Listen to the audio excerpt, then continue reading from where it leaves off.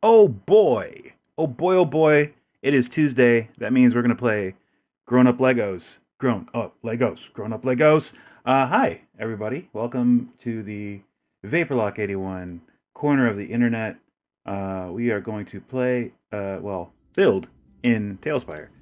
It is playing, but it's kind of chill playing. It's like you would play with Legos. Yes. But Legos that you and your friends can play D&D on. Which I guess is just like regular Legos, because technically you could do that too. But this is on a computer, so it's inherently better. That's how that works, right? Uh, Welcome. Hello. It is good to see everybody here in the chat.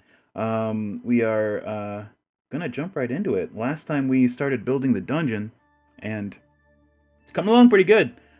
We've got the, let me see, I'm going to have to pop up the PDF that I made of the donjon. Let me see, do I still have PDF? I don't know if I do. Maybe I have to add it back in. Oh, that's fine. Well, we'll get into this first, and then I'll try and get that to work. So yeah, here's Keep on the Borderlands in its glory. In its glory. It is system agnostic. You do not have to use any rules. You can make up your own rules. There are no... It's basically just got the dice, so... Yeah. It's got dice and a turn tracker, and that's it. Aside from that, yeah, if you can use those in the system, great. If not, you don't have to. So yeah, I mean, you could potentially play D6 Star Wars, the D6 Star Wars system in here.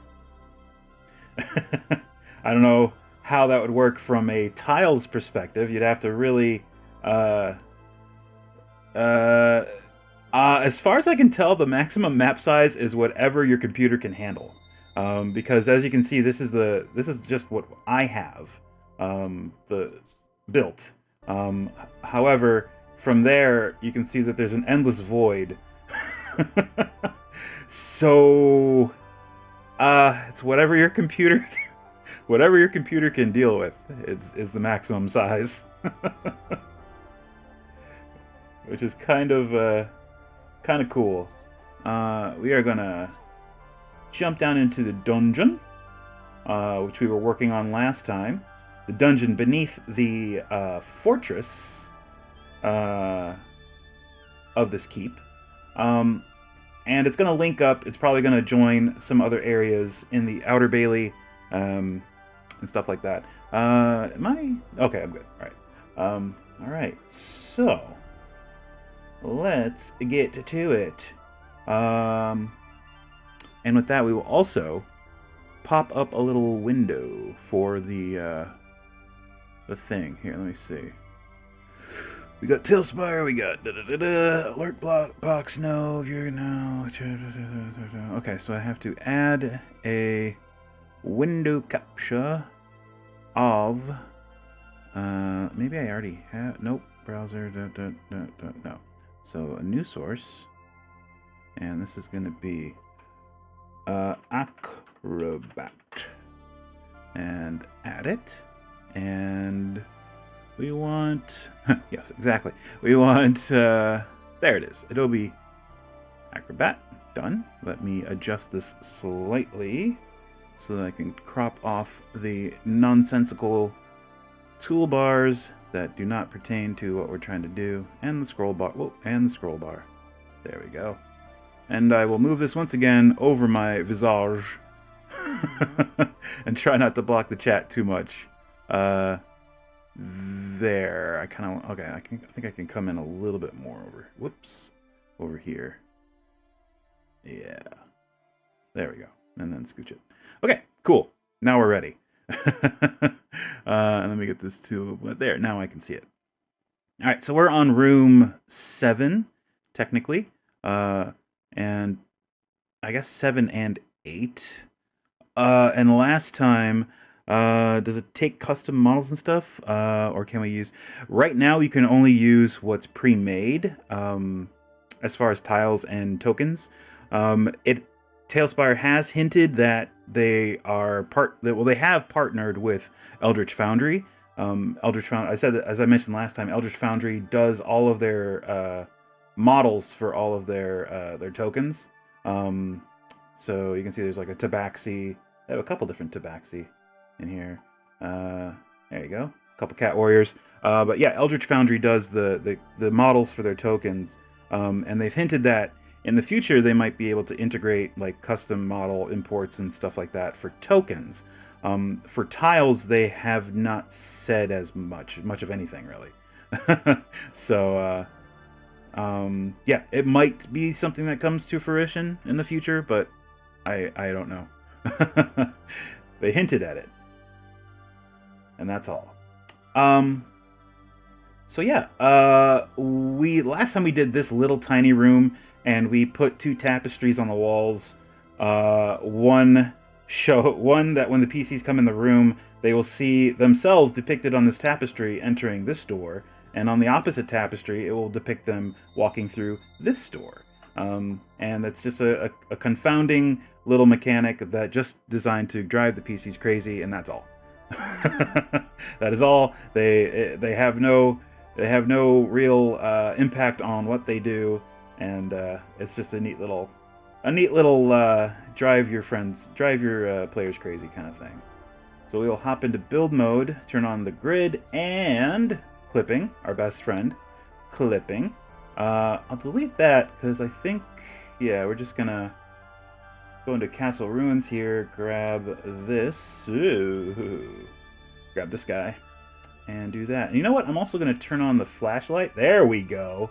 Now we can see stuff. Ha ha ha ha. All right, that helps so much. There we go. All right, well, so we'll start over here.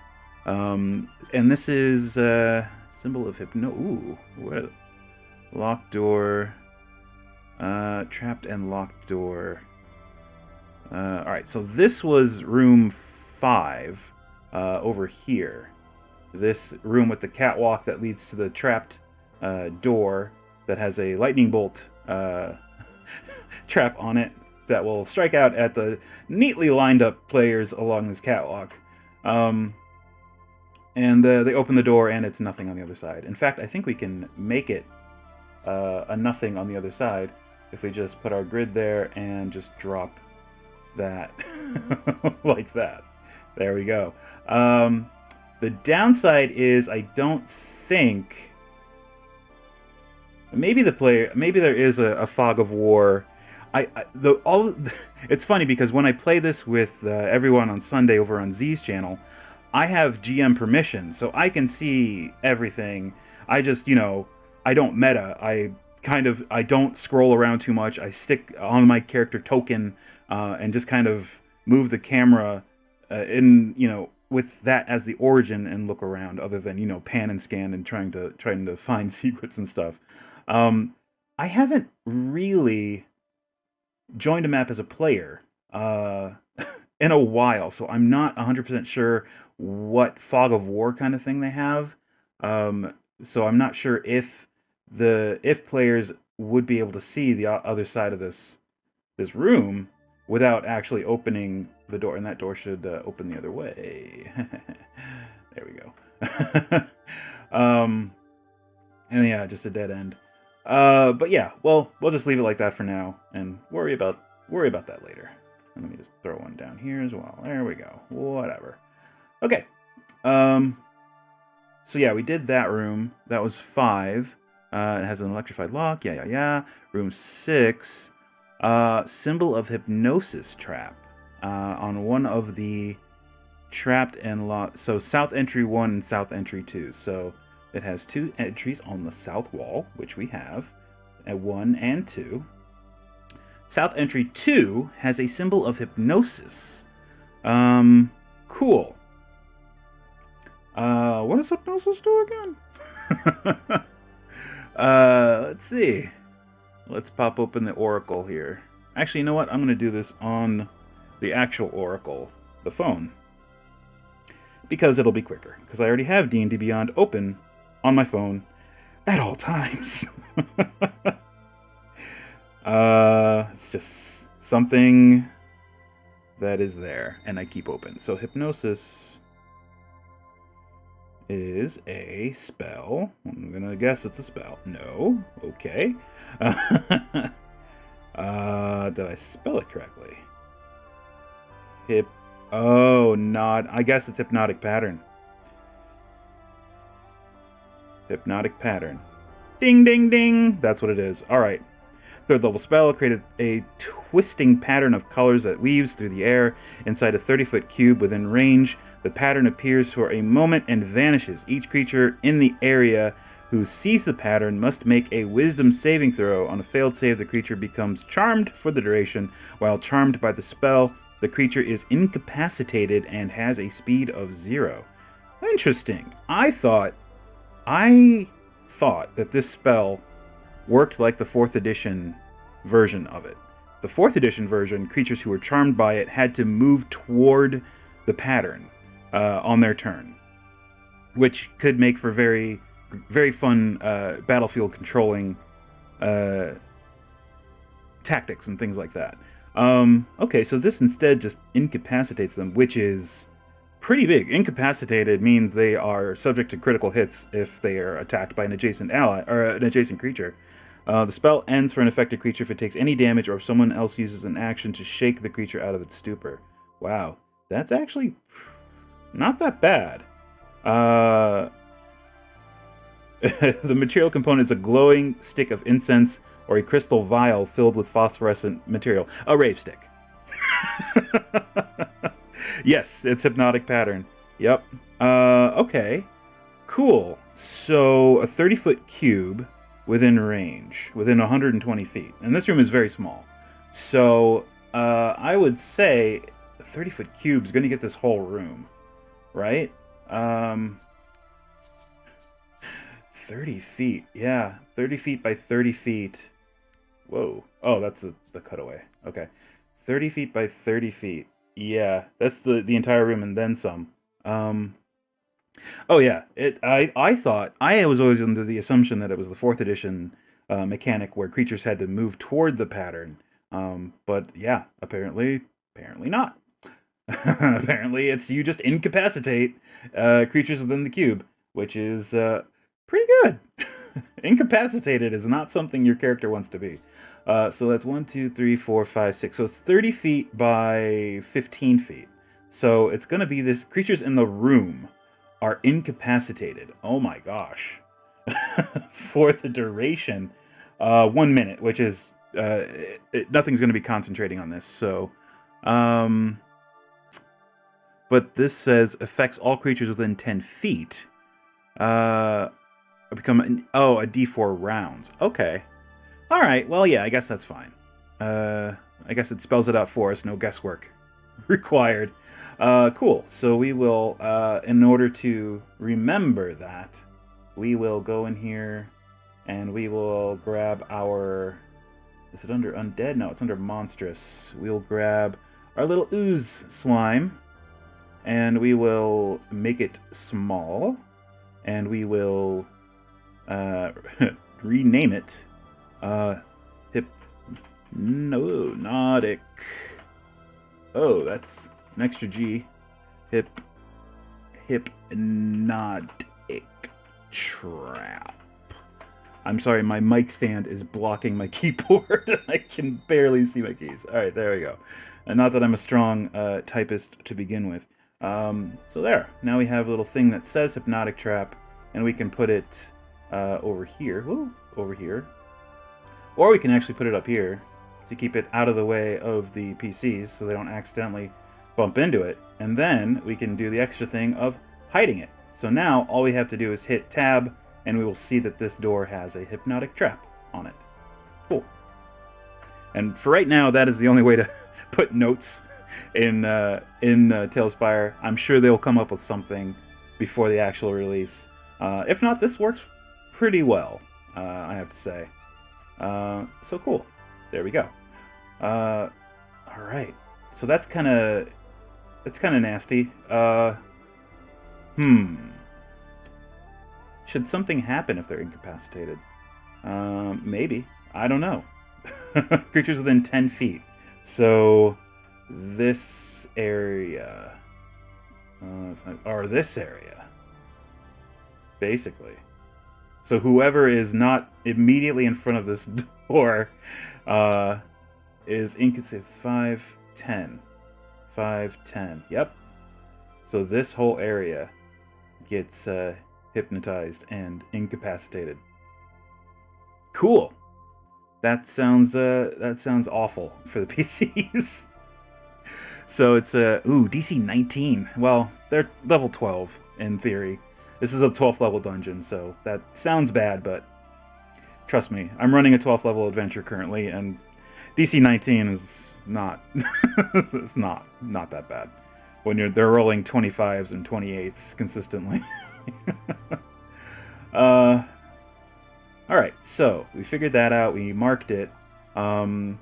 We will figure out what other bad thing might happen while they're incapacitated. Maybe some dungeon denizen might come in from this door to investigate and potentially hurt the incapacitated PCs. But we will circle back around to that.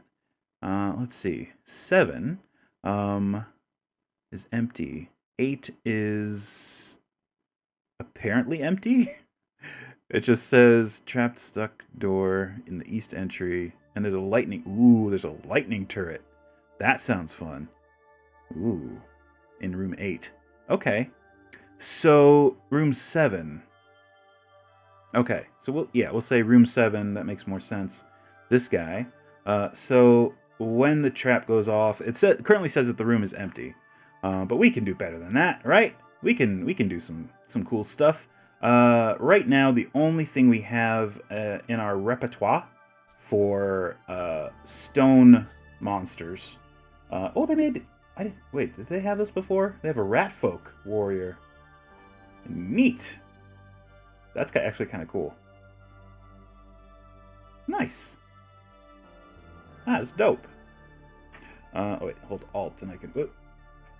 Is it specifically this Alt that I have to hold? It is. That's pretty cool. Nice. Let me get rid of that. Alright, so Gargoyle is what I'm looking for, and there it is, Gargoyle. So we'll say this room has some gargoyles in it, and they are keyed to the trap so that if it opens, or if it triggers, they are aware of it, and they move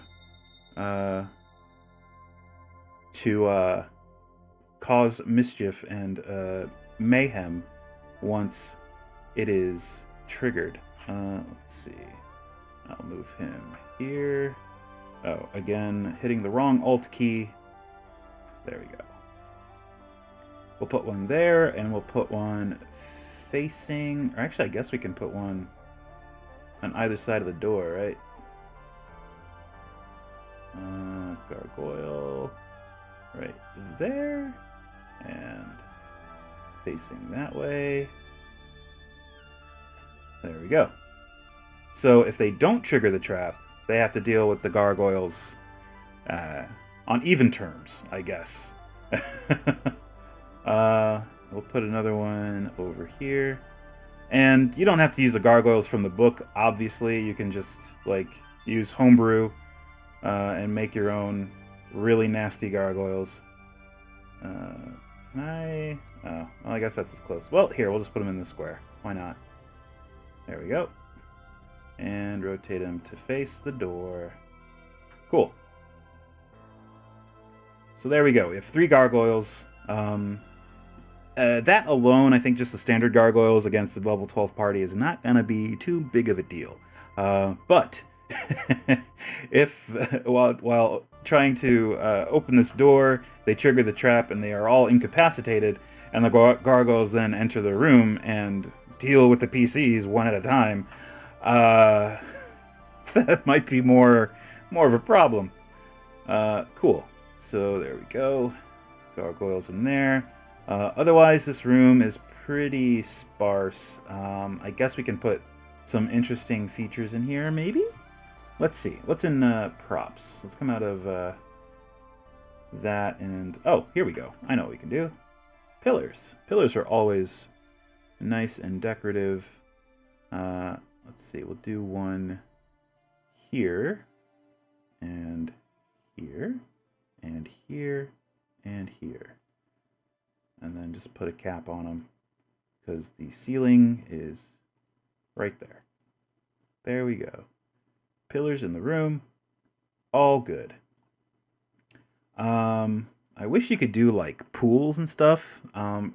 Right now they only have a couple tiles that have like water in them. One is the fountain, and the other is they have a in some of the swamp tiles they have a like puddles, but that's like muddy, a muddy water, muddy tile. Makur is following. Thank you so much, Makur. Thank you for the follow. All right. All right. So this door. Hey, how's it going? Welcome to the stream. Let's see here. Doors. Let me see. Doors. Throw a stone door there. Yeah, that works. All right. So aside from that, we said this room is empty.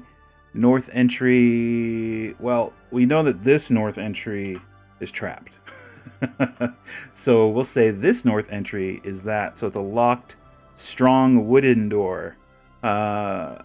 Leads to room. Oh, well then that's completely.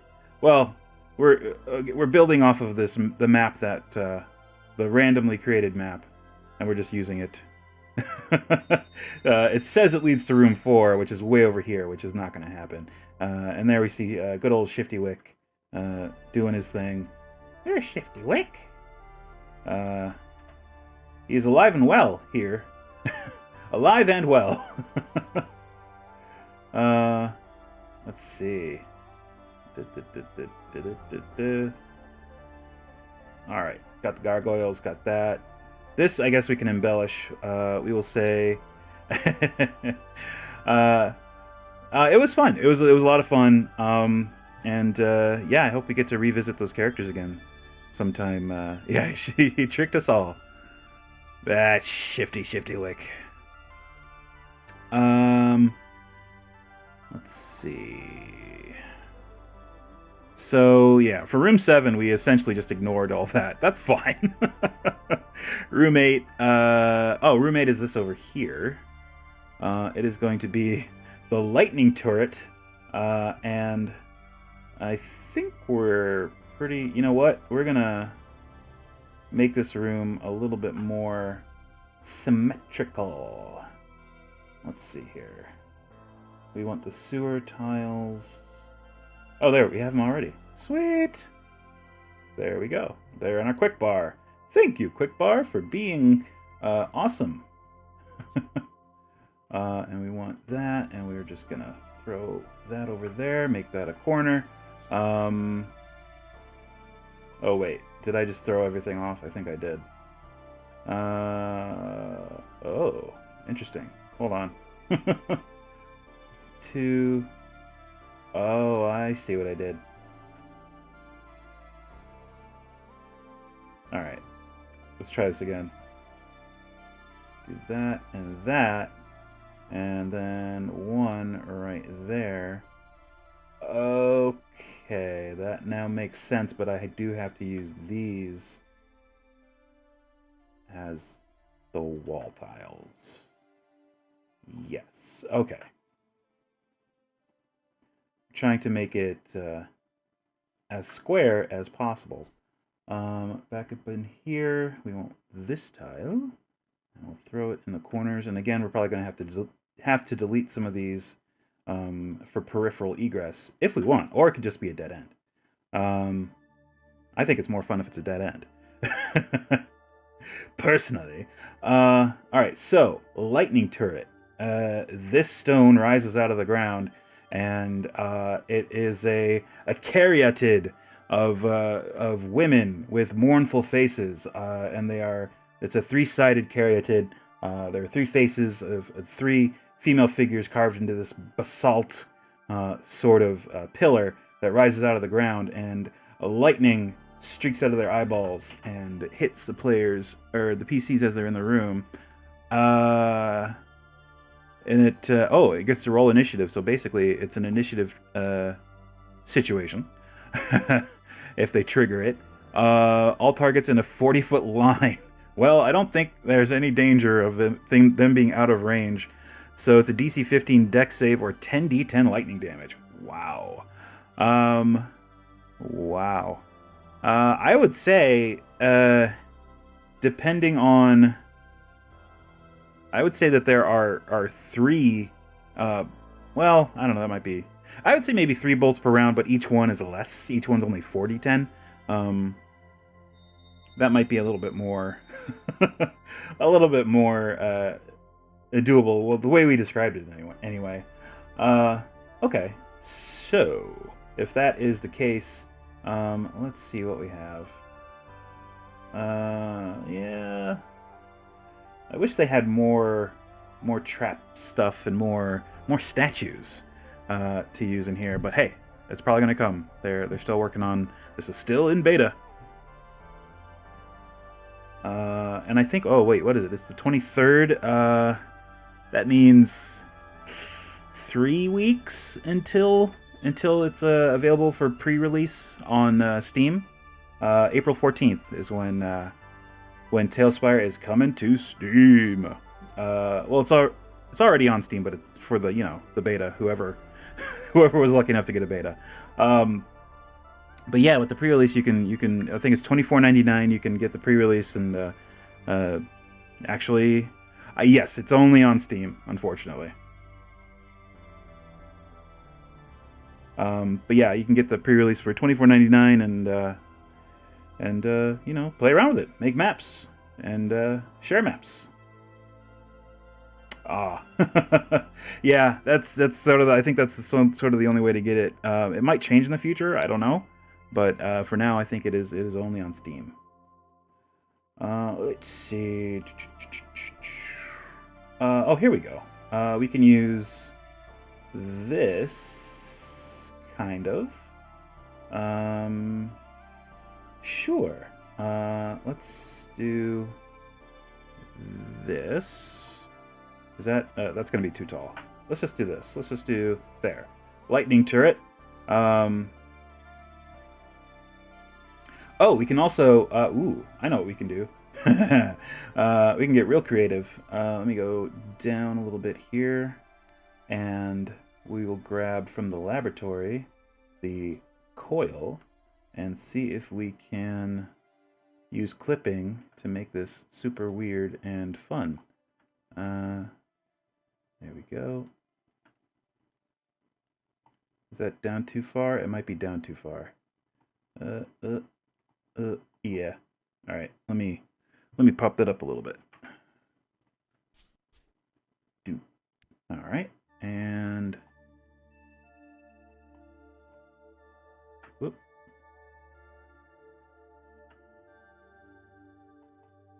There we go. Lightning turret. Fun. And of course, this door locks once they come in. After they trigger the turret, it will rise up out of the floor there and start zapping. It'll start zapping. So yeah, I guess with the modification on the trap that's listed on the PDF, it would roll 3 separate initiatives, and it would zap on each of those initiatives, which is pretty bad.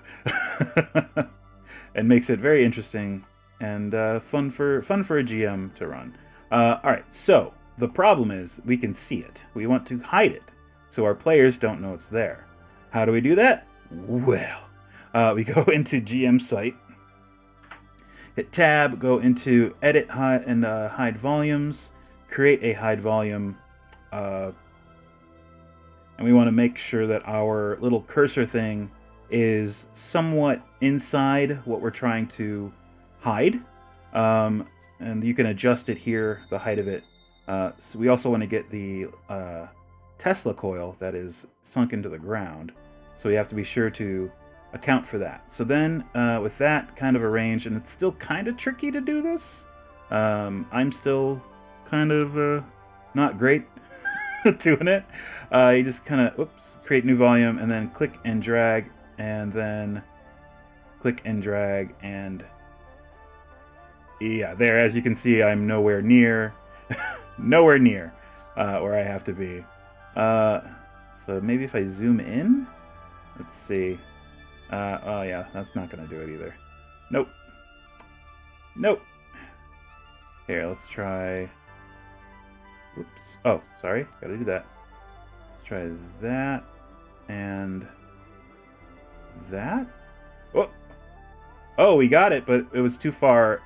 It was too far over, and we also got that tile. Ugh, this is so tricky. All right, let's come up. Let's try coming up and new and. Oh wait, is it based on where the grid is? It might be based on where the grid is, and I'm an idiot. Hold on. So we'll try to trace the grid. We'll try that. See if it works. So we go there, and then come down to about there. Aha! Oh, look at that, and it's perfectly in the grid. So yeah, okay. Use the grid as a reference. Wow, I don't know why I never thought of that. And then just toggle visibility, turns it on and off. And there you go. You can close out of that, and you can still see it as long as have GM permission. You can still see it there as a red sort of ghost, but your players won't be able to see it. So then whenever they enter the room and trigger the trap, you just hit Tab, Edit, Hide Volumes, and then right-click on that and toggle visibility, and then close out of there, and there it is. Your players will hate you forever and ever. And right-click, toggle visibility.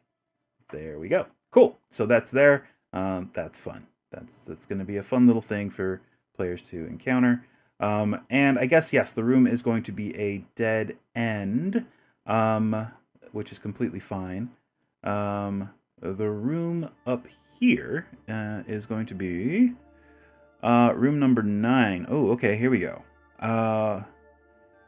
Really, the only thing we have to worry about is the south entry, which says it's a locked good wooden door, but we have sort of just used the stone door out of, I don't know. Just sort of like, oh, we'll just use this. But no, I mean, we can use a wooden door. So let me do that, and then, whoops. Let's move the grid to where it's supposed to be, first of all. There we go. And then place and place. And move the grid back up, and grab a door. The good wood, is it a good, locked good wooden door? So that, I guess, is just a basic one of these. There you go. Locked good wooden door. Alright, so the room beyond, it features a shallow pit lies in the center of the room, and spirals of blue stones cover the floor. Oh, we can actually kind of do that.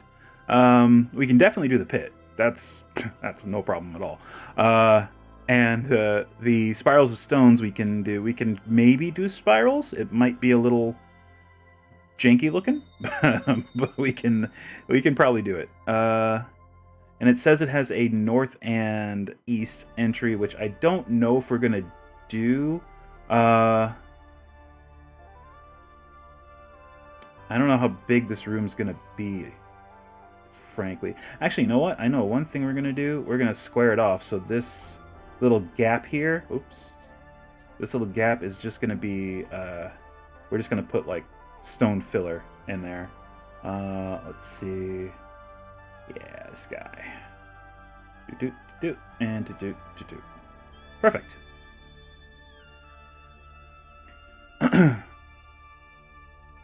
All right, awesome. Oh wait, am I using different? Oh, wait a minute. Oh, I see. No. All right, I got confused. I saw the edges of these floor tiles and was like, wait, why are these different than these? That's because these are the floor tiles with walls attached. Right. I'm smart. Never mind. Moving on. Let's see. So this room is essentially just going to be... it's going to have a pit. Do we want to make the pit anything special? I guess we could. We don't have to. But let's see.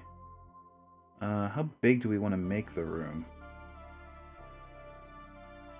I guess we can make it kind of big? Oops.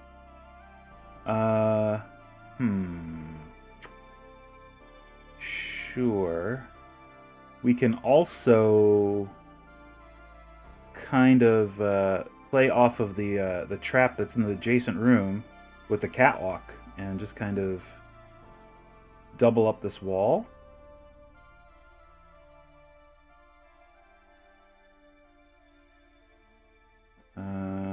Yeah.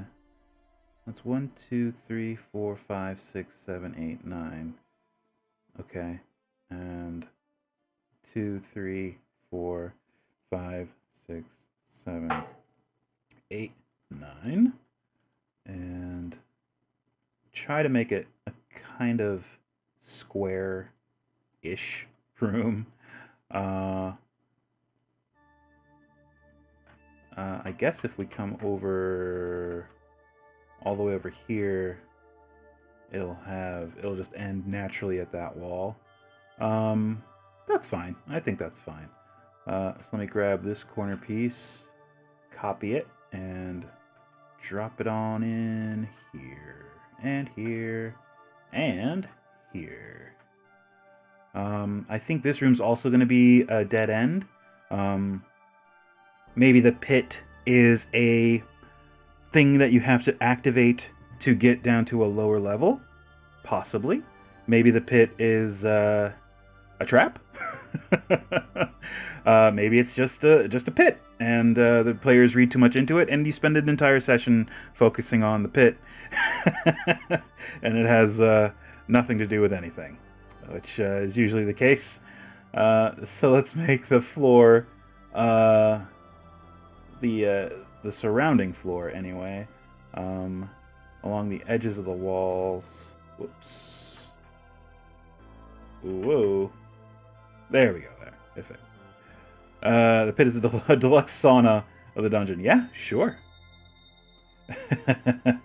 Yeah, we'll spend some time in that. Let's see. It's the 1x2, and then how do we frame this one out? Do we want it to be 3x3, 4x4? If so, I guess there. That works. That's a 4x4, somewhat centered. Sure, I'm fine with that. And the pit itself, a shallow pit, lies in the center of the room. Okay. Let's do this. Let me grab from... is that really going to work great?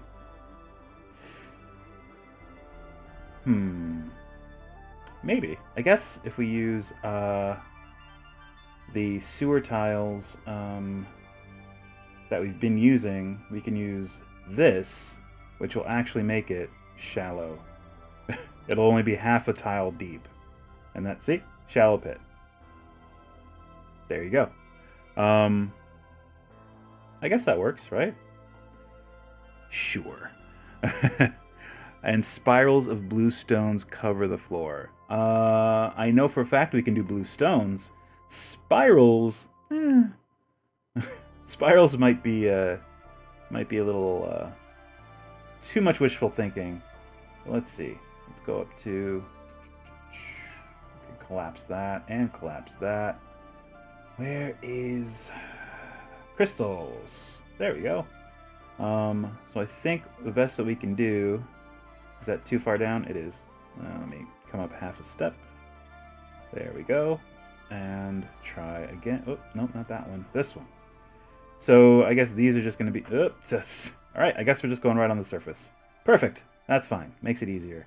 So, spirals of blue stones. Sure. Oh, no.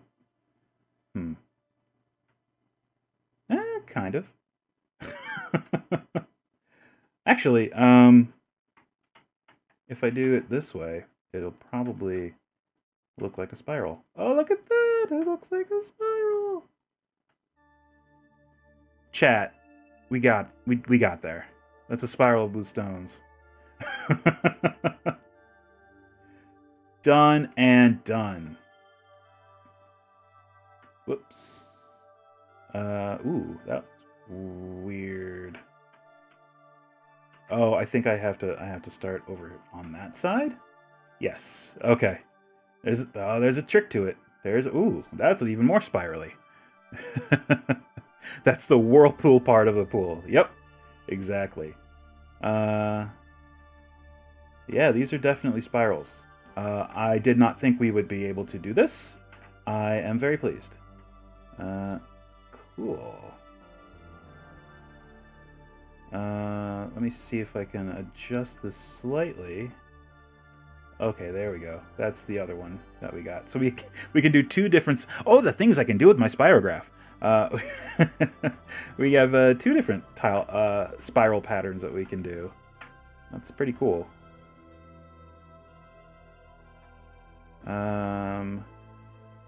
I'll put one over here. Whoop. Oops. That's wrong. The wrong orientation. Oh. That we can also do it that way. Well, there's several different ways we can do it. Okay, I think there. Oh, we just did one like that. Oh, here we go. Do that, and then that, and then that, and then that. There we go. And we'll do like two more over here. Like that and that. Oops. Oh. I skipped this part. There we go. There we go. And one more over here. We'll do another of the weird one that we just did.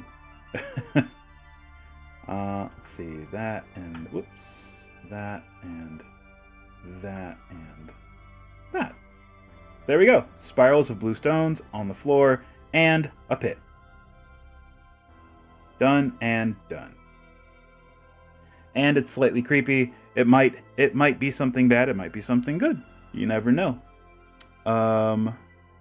What else can we add in here to add an extra level of WTF? How about a basin of two basins of water? If we do, whoops, yeah, this and this. They're two water basins. I think there's a way that we can. Oh wait, there's a huge bowl in props that we can throw down in here. At least I think it's pretty big. I don't want to do a cauldron. A cauldron is too big. There's just desert plate. That's pretty big. Or desert plate 2, which is pretty small, actually. I think there was another. There might have been another one, or I might have been hallucinating, and there isn't one. But we'll see. Let me see. Let me try typing in plate into the search filter. Plate. There are 3 different plates. So yes, it was this one that I was thinking of. So that's fine. We'll do that. And we will also do... Is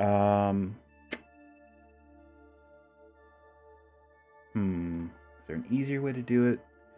Not in any way trying to be shitty, but... Oh, Hajiglashi! Some of those have the same shape as a rather awful symbol. On the... Oh. Yeah. Possibly. I should probably swap these ones around. Yeah. Yeah. See, now that you say it, I see it. We're gonna get rid of these ones. Exactly. Thank you, Hajigalashi. That was definitely not my intent. We'll change these ones up so that they're like the other ones. Oops. My apologies. It was not my intent to make that. There we go. Alright. I was more thinking of the ones you kept that have... They're like, oh, the ones I kept? Oh. Oh. Here.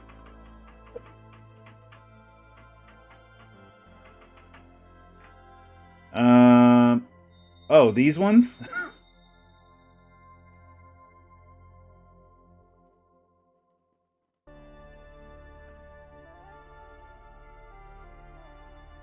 Oops. Oop.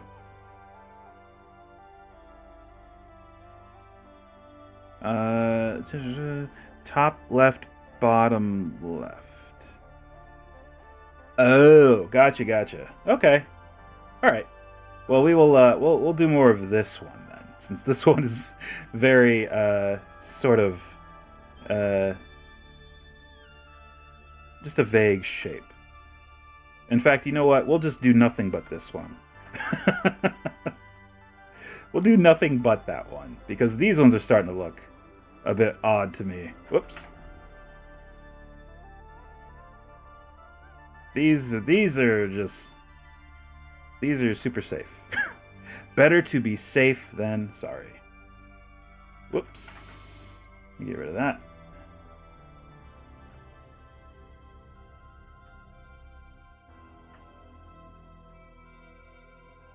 And there. And we'll do one here. And get rid of this guy. And I guess move it over here. There we go. Done and done. Done and done. All right. So thank you, Hodge Glodge. I did not see it. That could have been real bad. Real bad. Let's see. Let's move this over here and this over here. And we will also do a picture, not a picture, a picture on these little tables here. Let's see. We're props and we can just do search for picture because I don't want to scroll through the menu. That's a picture plant. No, I don't want a picture plant. Yep. TaleSpire, yeah, dingus. I love you, TaleSpire. I'm sorry. Sorry we fought. There it is. That's what I'm looking for. It's literally called picture. It sinks into the wall. Alright, well we can just do it right there. There. It's sitting in there like that. And oh, I know what we can do. I know what we can do. Chat. Let's see. I'm getting all excited, chat. Where is it? We want Morgoth. Do. And we want the fountain. Ooh, that might be too big. I thought that was smaller. You know what? We'll do that instead. So it's a 2x2. Oh, that's gonna be a little tricky to pull off. So we do that. However, it is sticking out from the wall, so we do have to throw in like some filler walls. Which isn't the end of the world, but just have to throw that there and then like that. So there is a fountain of water there. And there's one in the opposite corner as well. And I think we can put the picture on the edge. Ooh, yeah, sure. That's on the edge. And we'll do the same over here.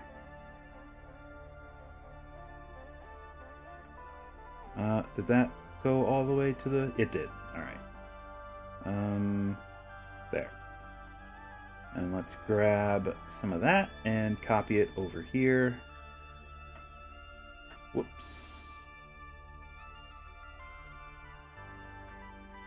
There we go.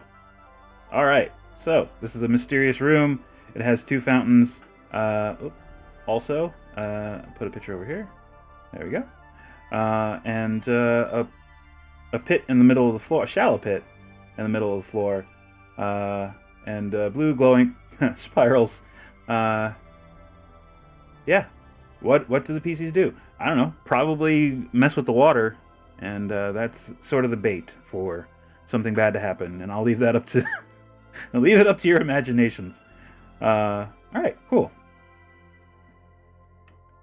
So that's that room, and I think it might have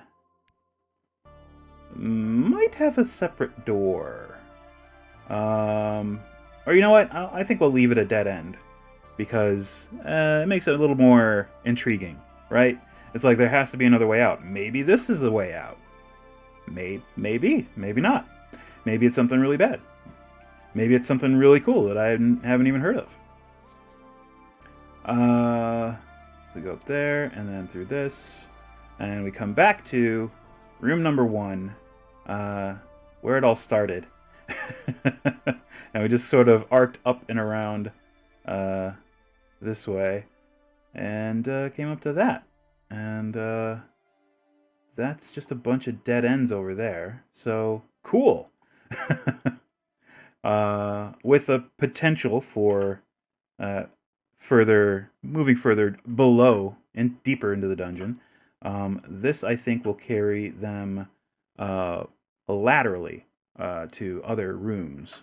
So, we just did number 9, our own version of it. So, room 10, it has 2 north entries, a south, and 2 south entries. Interesting. Okay. So, I would say that's gonna be a room that straddles this wall and whatever room is over here. So since it has 2 north entries, and it's also gonna have 2 south entries, just to kind of keep it all together. So let's see. Ooh, spine devils. That's cool. There are 10 spine devils in this room. Okay, sure. Spine devils are cool. I imagine, sure. We'll say that there's a like maybe a gate or something that once you walk into the room, it activates the gate, and 10 spine devils come flying out of that gate and attack the PCs. Sure. That sounds like a good time, right? Of course it does. Of course it does. Let's see. Turn off my marker thing there. So that's going to be this room here. So let's go ahead and get the floor down for it. That's step 1. Step 1, underpants. Step 2, question mark. Step 3, profit. There we go. And we'll make this room kind of narrow, I guess, relatively narrow. And if it's going to span the adjacent room, it'll come out to about there. And then we'll have a corner. And then it will come into that way. Then there's going to be a door. Same there, 2, and then a door, and then the in-between. So we're just going to want to put that there, and that there. And 1 up here. So we'll want to do that. Essentially. Yeah. Okay, that works. And then those 3 and a corner piece.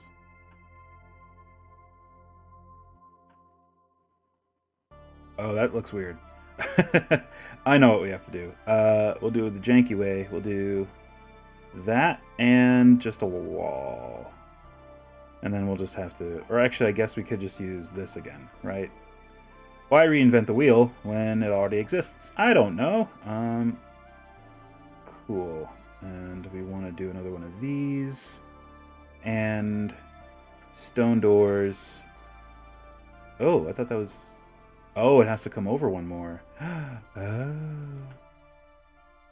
Oh. Whoop. There we go.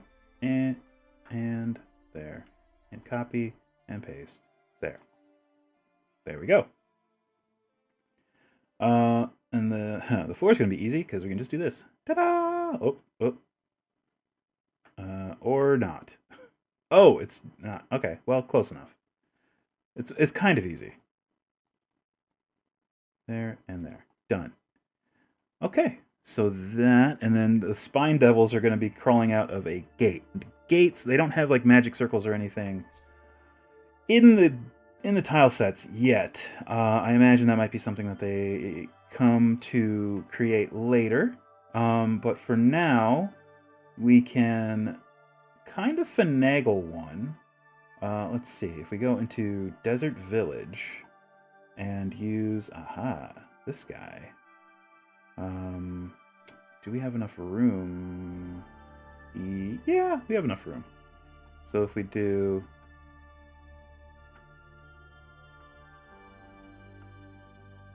that, we might want to to drop beneath the surface a little bit. So come down half a step.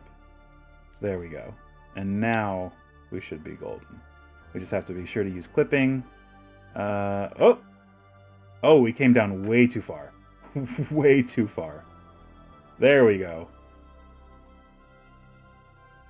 My bad. All right.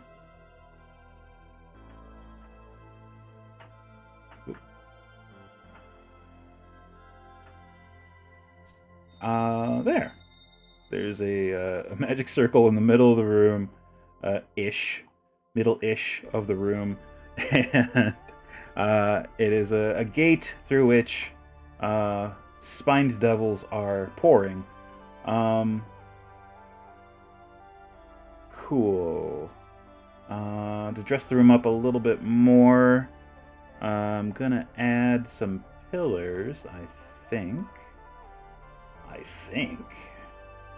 Like there, there, there, and there. And cap them off. There we go. And cool. For spine devils, we don't really have spine devils, but we do have imps, and that's close enough. They don't have a whole lot of options in the demonic monster minion or tokens yet. They've got imps right now, which is fine. That's close enough. So these guys, there are going to be 10 of them. So I guess what we're going to do,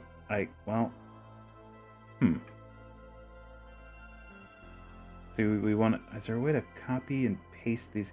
If I make it unique, I can just drag it from the sidebar onto the map. Yeah, sure. Let's just do that. So rename Spined Devil. Okay, and then make it unique. And then if we go into our unique creatures, you'll see it shows up here, and then we can just... Oh, I see. That does present a problem. Because if once we place it, it replaces the one that's already there. So maybe we don't make it unique. Alright, well, I guess we just have to do it the hard way, right? Unless there's a... Is there a copy? GM tool, player permission, rename, set size. Nope. Alright, so yeah, we're just gonna make... Let's see, 2, 3, 4, 5, 6, 7, 8, 9, 10. 10 Spine Devils. Only one of which is actually called a Spine Devil currently. Oops. Yeah. And feisty. Ooh, they're feisty. Well, the quickest way I can do this is to just copy and paste the name so I don't have to type it every time. Rename.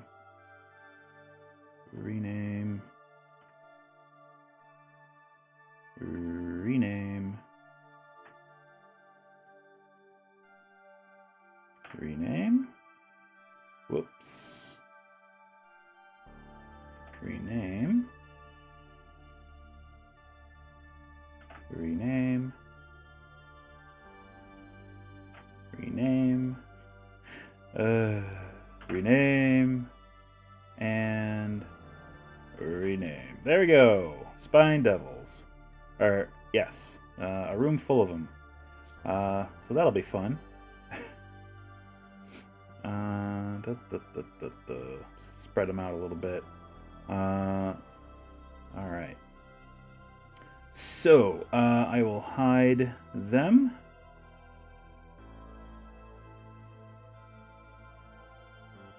Hide. Hide. Hide. Hide. And hide. And I guess to light this thing, we might... I think we can get away with doing... let me go back into build mode. Maybe we can do like crystals in the floor. Let's see. Crystals. If we do this, will it light anything up? Oh, it looks like it does. Aha. So it will look like it's glowing. But we can't see the crystals at all. That's actually very useful. Like a hidden lighting element. Let me turn this off. Ooh, that makes it pretty creepy. That's pretty cool. There you go. It's a glowing circle in the middle of the room that is going to start spitting out Spine Devils. Fun, fun, fun. Speaking of spitting out Spine Devils, I'm going to take a break so I can do that. And also run an ad. Stick around after this quick little break. There will definitely be more TaleSpire for your consumption. I don't know why you would eat TaleSpire, but you do you.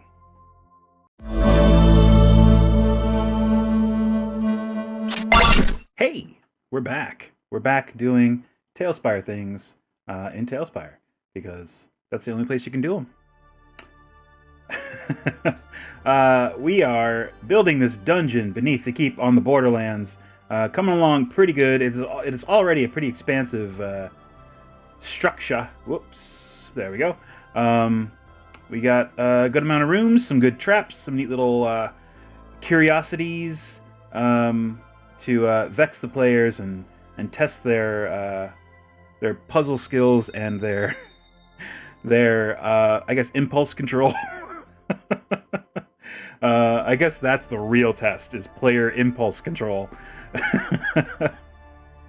Those are the difficult tests for most players. Alright, back to it. So we did the room with the gate in it that is summoning Spine Devils. And I guess it'll just keep spitting them out until the players disable the circle. I guess that's the trap. That's the rub. Are these doors opening the right way? These aren't. Whoops. Let's flip that one around. And I did narrow this room slightly so it's more symmetrical because it was messing with my brain. It's fine. It's fine now. It is now more symmetrical and more pleasing to look at, in my opinion. Alright. So, the next room contains, let's see, is that a link? Oh, there's a link in here? Hold on. Oh. Nope. No. Please go away. For some reason, that this monster text here is an email thing in Acrobat. It created an email link. Great. I'm going to email Spine Devils? What? Alright, anyway. Room 11, which is going to be this guy. Let's see. It has west and south entry. I guess south entry is the only one we're going to be looking at. A stream of quicksilver flows along a channel in the floor, and a tile mosaic of a god of law covers the floor. Interesting. Tile mosaic of a god of law covers the floor. Quicksilver flows along a channel in the floor. Okay. Okay. So, a god of law. What is a god of law in this setting?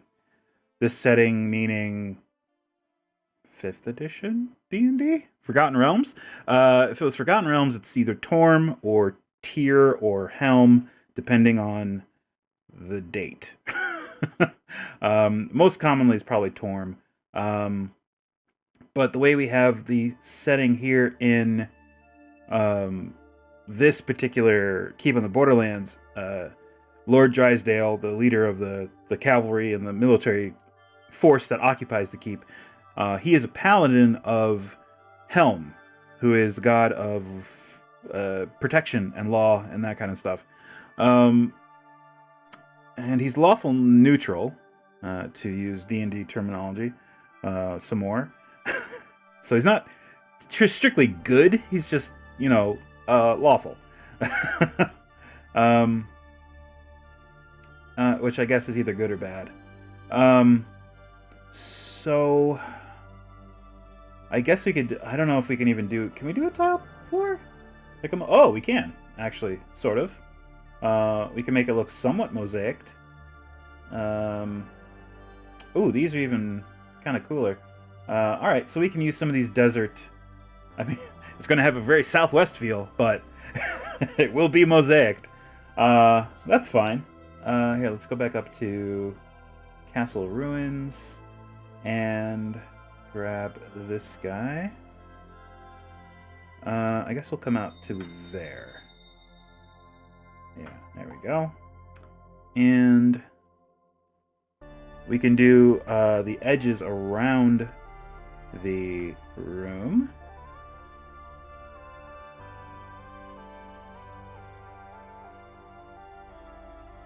Yeah, I guess that's good. All right, about there. And then go like that. And oh, well, I guess it works either way, right? Let me grab this, flip it, do that, and or I guess the only other way would be to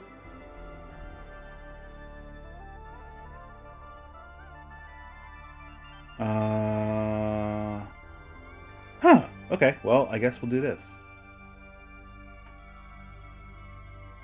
There you go.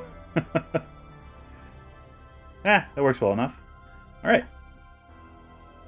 So a channel of quicksilver is running through the floor, and we can say it forms whatever weapon this mosaic of the god of law is carrying, either a hammer or a sword or a great sword, and the quicksilver is basically forming into that channel, and then continues on to unknown source or destination. Let's see. We can do... I like these ones. I like this one. This one seems to be... Flip it around. And I guess for the central tiles, we will just do the patchwork-looking ones. Yeah, those. Let's see, that's a... I guess that's just an inverse corner, which is fine. Let's see. Let's do that. And that. That. Oops. And that. And then we'll just use this. Ooh. Oh, no, that works too. Do that. And we'll use a little 1x1 to fill in. Oh, I guess to be completely... There we go. And then that, and then that, and then that. All right. There's a mosaic in the floor. It's vague. It's it's not supposed to be anything. Whoops. Whoop. Well, it's supposed to be the God of Law, but there, it's a mosaic. It's the closest we can do to a mosaic. Unless, what is this? Nope.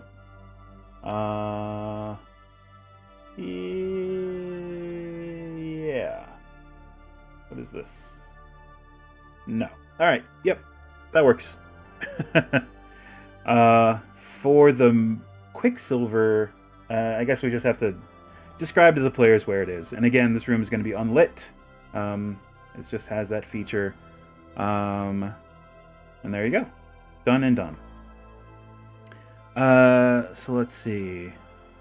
Ooh. North entry. Trapped and unlocked strong wooden door. Teleporter crystal. Affects each creature that touches a crystal. DC 10 or be teleported to another location. Those are fun. Split the party. Always fun.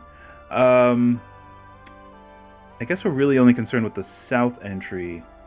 And maybe the east entry. The east entry is whatever room 1 had. Room 1.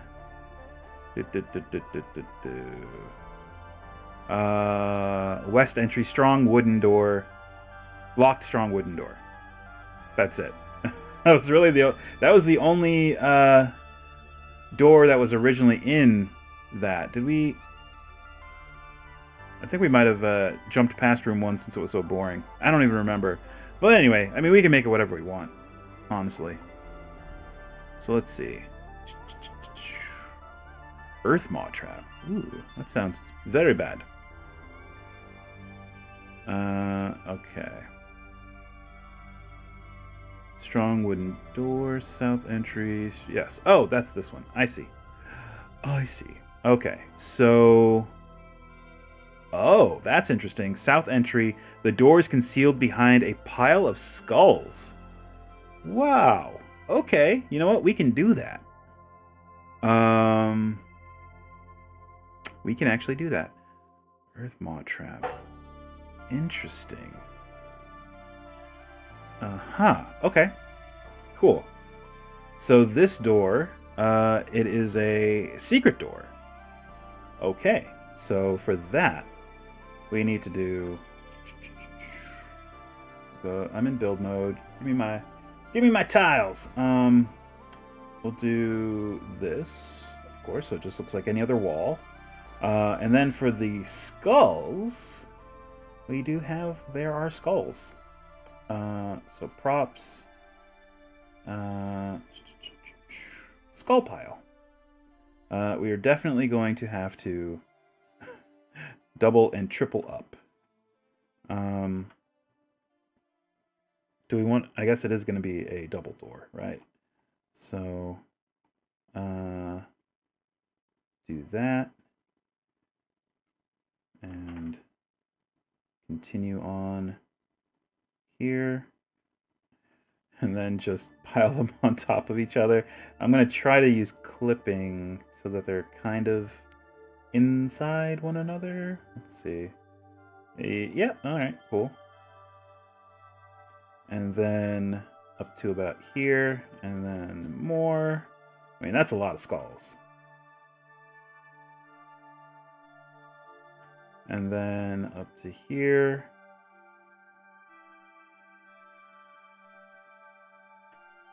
There we go. Oh, I guess we can put a couple more here, right? Oops. Yeah. Let's grab that.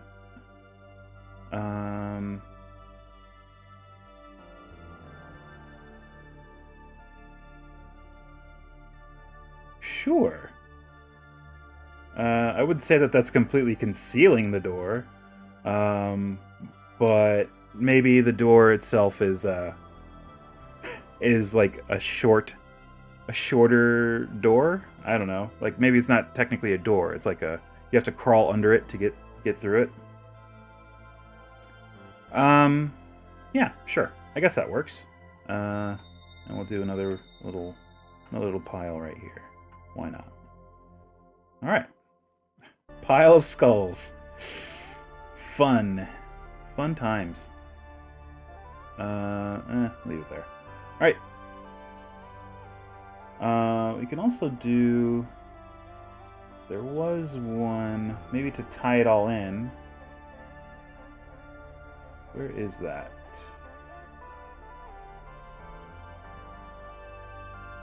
Dun, dun, dun, dun, dun.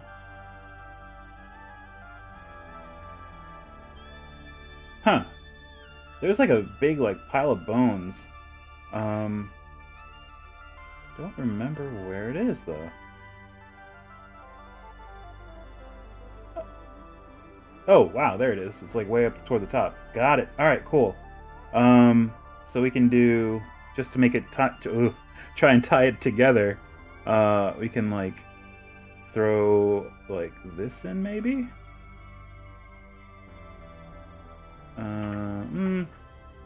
Maybe back here. Ooh. Oh, I see what's going on. Wait, no I don't.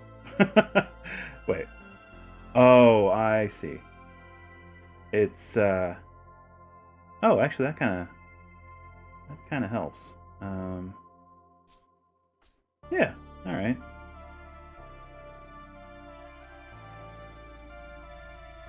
And there's a 2x2? Wow, that is a lot. That's a lot. So maybe we just use like this guy here and maybe here.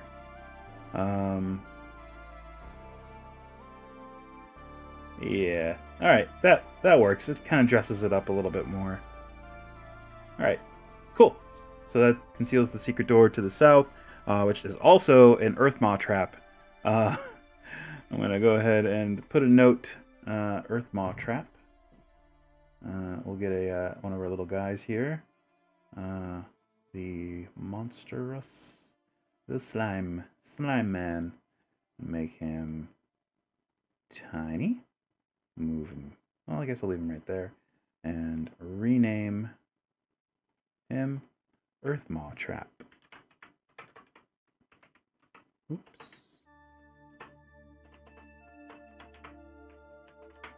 There we go. Renamed. And hide him. So now if we hit the GM site, we can see. It's an Earth Maw Trap.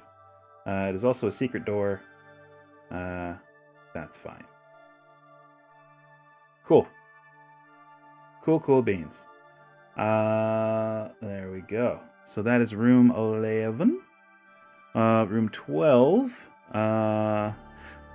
lines up really well because it has 2 north entries, which is going to be, which will line up with, oops, let me move this all the way down. There we go. Which will line up with this. That's the 2 south entries of this room.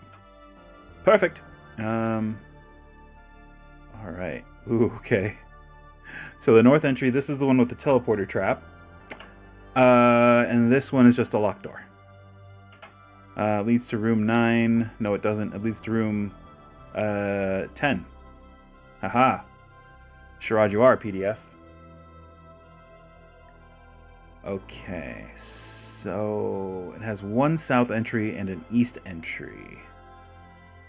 Okay. A stone dais sits in the east side of the room, and an unidentifiable odor fills the southwest corner of the room.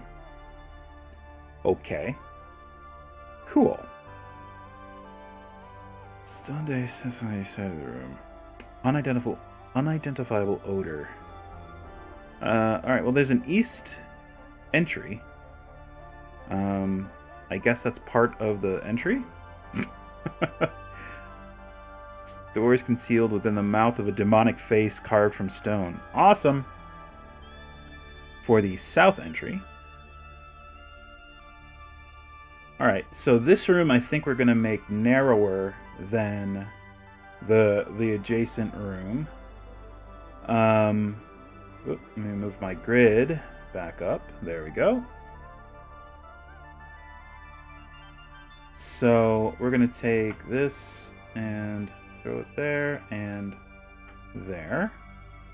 And then kind of come out about that far me grab this corner piece. There and there. And we'll decide where exactly we're going to be putting the doors in a second. For now, I think I'm more concerned about just framing it out. There we go. There is a stone dais on the east side of the room. Oh, cool. Well, that just works out perfectly. There we go. Stone dais on the east side of the room. So over here, we're going to have a stone dais. Potentially... I say it's going to surround the door, but the door is going to be recessed down in the dais. So it's not, the door itself isn't going to be elevated, but the floors around the door are elevated. So we will place this guy here and a regular stone door. We go back to doors. There we go. Single stone door right there. And make sure it opens into the... Nope, that's not what we want. I want it to open the other way. There we go. All right. So the dais, I think the easiest way to do that, we could... Oh, you know what? We'll use cobblestones. That's that way we don't really have to use clipping, and we can kind of make it look like it's designed to be a what do you call it? A dais. Well, I said the word 8 times in the past 2 minutes. All right. So we do actually have to use clipping, but it's not so bad. So we do have to clip into there, and there, and then yeah. How big do we want to make it? I guess we'll make it like a 3x3, essentially. Alright, so yeah, just give me this corner piece, and then this thing again.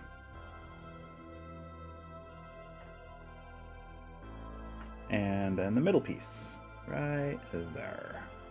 There we go. Stone dais on the east side of the room, with a door that leads somewhere. And it says that the east entry for this room has a ice dart trap, which is kind of nasty. 10d10 cold damage. Ouch. Alright. Teleporter crystal in this door. Alright, I'm gonna go ahead and drop the... I'm going to drop a couple. You know, I'm going to drop a couple of these guys just because I know I'm going to need to make the notes later. So, just so I know that I have to make the notes, I'm going to put them there as reminders. I can probably just put them right on the door, right? If I open the door, he doesn't fall. Yeah. Alright. Cool. That's probably better. Perfect. Alright. Alright. And the blobs, that's just arbitrary. I just like the blobs. Set size. Boop. There we go. Cool beans. And we'll change those to... We'll rename them so that they are notes for the type of traps that are on the doors in a second. So the south entry is a secret door. DC 20 to find a locked iron door. DC 10 to open, DC 30 to break. Door is concealed within the mouth of a demonic face carved from stone. Demonic face carved from stone. That's going to be tough to depict here in TaleSpire.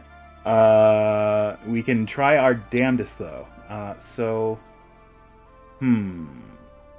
Easiest way to do that, first thing that comes to mind is this stuff. Demonic face carved from stone. It's definitely not going to look like a demonic face. Let's just get that out there, and it's just so no one gets their hopes up. It's going to look like a bunch of rocky formations, basically. So if we do that and that, and then also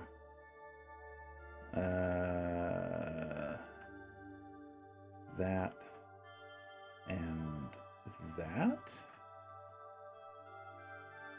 yeah, kind of, sort of. And well, actually, this, we'll throw that in there. Sure. Yeah. What else can we do? What else can we add? Is this just a center? It is. So if we put it up here and do that.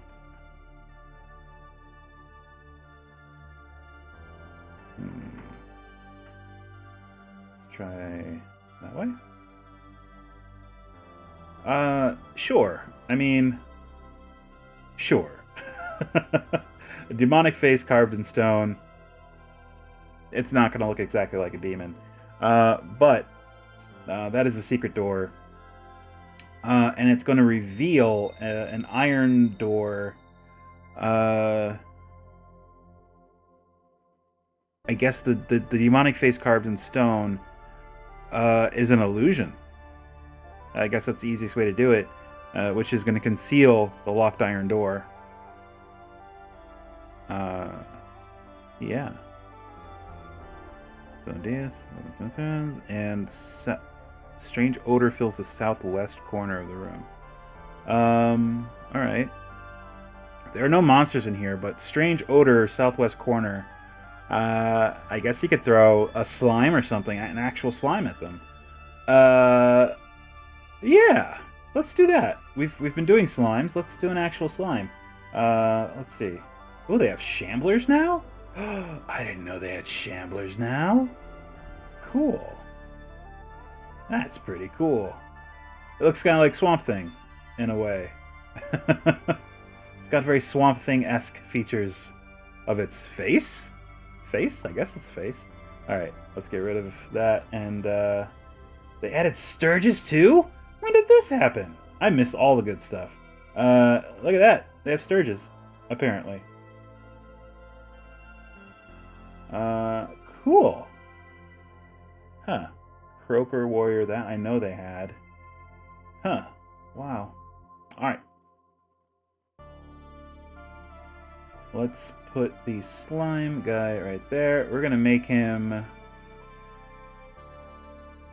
big. He's a big slime. And we're gonna hide him, obviously, but where? How is he hidden? Is he in a pocket, or is he tucked into like cracks in the floor? I would say yeah. He's like tucked into cracks in the floor, and as the PCs are investigating, it slowly starts to envelop them. He is a cutie. He's a little cutie. But what type of slime? We could do black pudding. We could do ochre jelly is a little low. Gray ooze is actually pretty nasty. I would say a gray ooze. So we'll rename it Gray Ooze.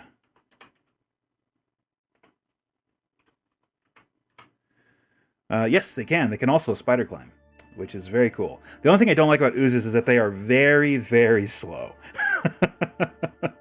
They're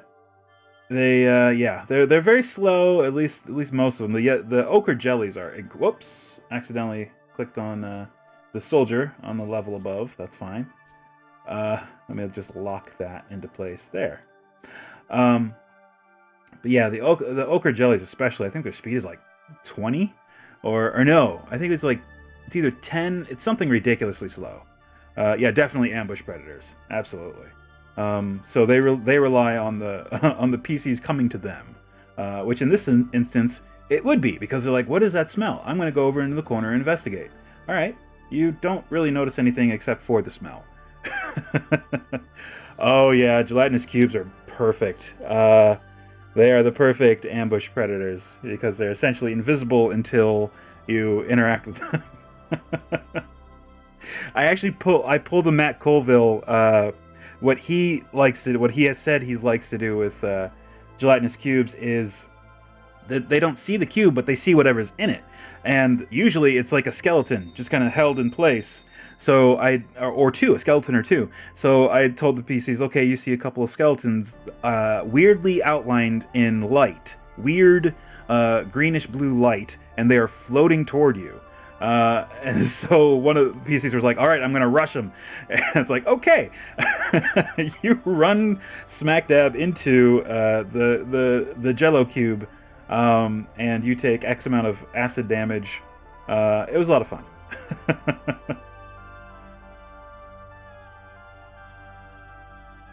Alright, I don't know if I need to rotate these. Nah, I think they're fine over there. Alright, cool. So that is the demonic face. The best we can do. And we're just going to do... I think we're just going to do stone doors. The same as this. Just because they don't make double iron doors, unfortunately. So there. Perfect. They're kind of concealed, and we can just delete these things as, you know, the PCs... If the PCs discover it, we can just delete the covering stuff and just leave the door. Excellent. Alright. Cool. So that is that room pretty much set, and if I hit tab, you can see the gray ooze hidden there, and we can see our notes that we have to make. So this one was what? That's the north entry 2. Oh, this is north entry 2. So let me move this guy over here. There we go. All right. GM tools, rename, teleporter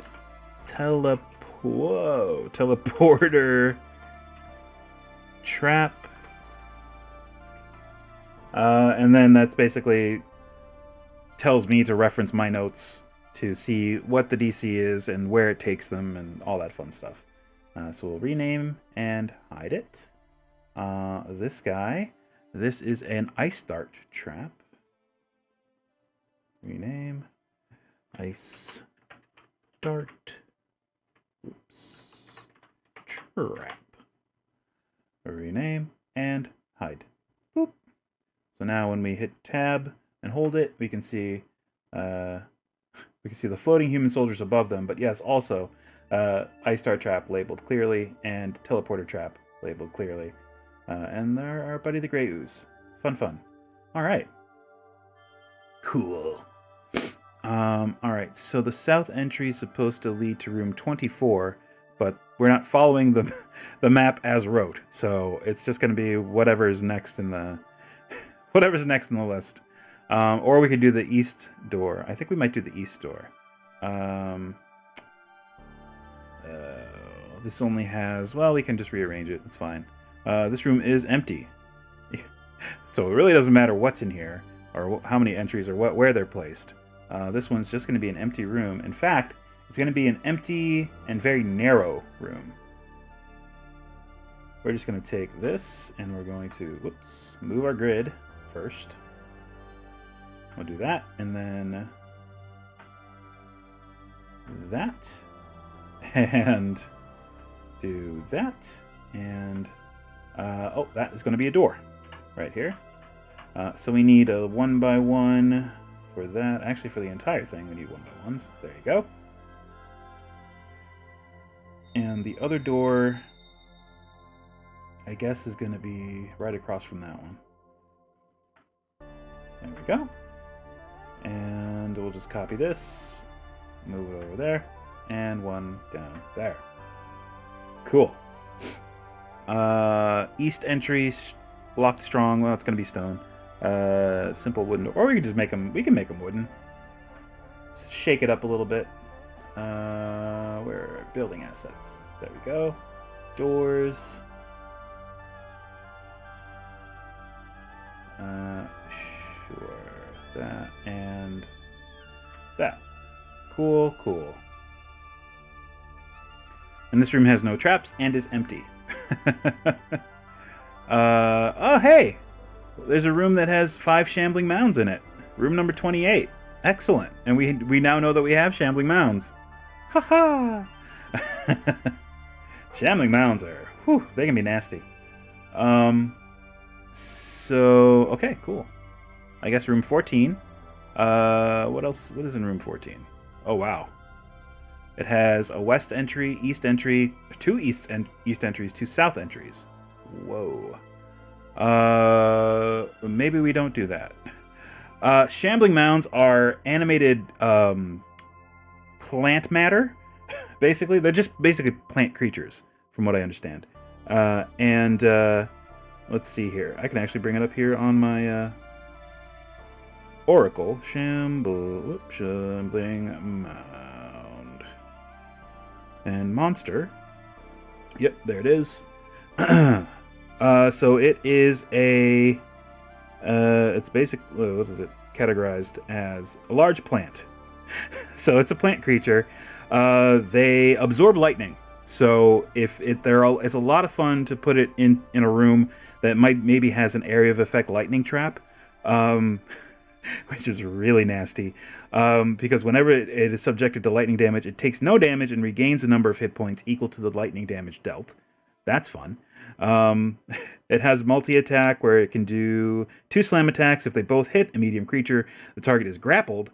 And the Shambling Mound uses its Engulf on them, which is its other attack that it gets to use as a free action if both of its slam attacks hit. It engulfs a medium or smaller creature grappled by it. The engulfed creature is blinded, restrained, and unable to breathe. It has to succeed on a DC 14 con save at the start of each of its turns, of the mound's turns, or take 13, 2d8 plus 4, bludgeoning damage. If the mound moves, the engulfed target moves with it.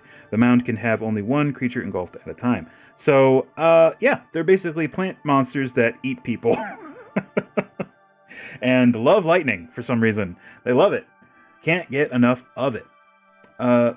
So, yeah, that's really nasty. If I were to put them in here, if this was more of a area of effect lightning trap, that would be super, super mean. Plus, there's not enough room. There's like room for maybe 1 shambling mound in this room because they're large. But yeah, they're a fun monster. I threw some up against one of my groups when they were in they were in essentially the labyrinth from the movie The Labyrinth, and they came into a topiary garden. And the topiaries animated as shambling mounds and attacked them. And it was a fun time. It was a fun time.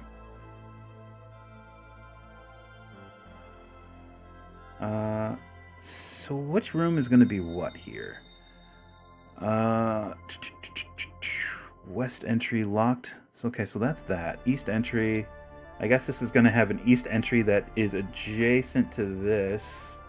So this room, I think we want it to be like that.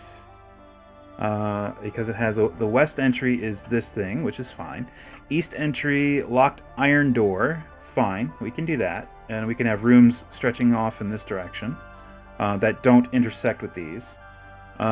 East entry 2. Okay, so 2 rooms going off in that direction. Sure. South entry 1 and 2. Okay, we can do that. We can kind of do that. Sort of. So let's just grab one of these and drag it off in this direction. And there are no north entries, which is fine. That works out. And drop one of those. And then it has 2 east entries. All right, this is gonna be a little tricky. So as you can see, we're starting to not intersect. We are directly underneath the chapel, and we can decide whether or not the chapel is going to have access to this dungeon. There is a sewer grate right here in the chapel. So either this dungeon wraps around that with no access to the sewer grate, or it links to an empty room in the dungeon that is basically just drainage, right? We could do either. I would be fine with doing either. So yeah, we'll just have to keep that in mind as we move forward. So I think we're putting a door here, and then doing 2 spaces, and then another door, and then a corner. So door, we'll do just a 1 door, and then 2 spaces, door, corner. There we go.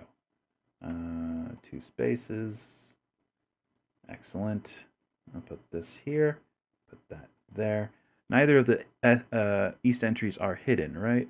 Just locked and wooden doors. Simple wooden door, locked simple wooden door, locked iron door. All right, well, we can do an iron door. That's entry 1. Yes. So this is an iron door.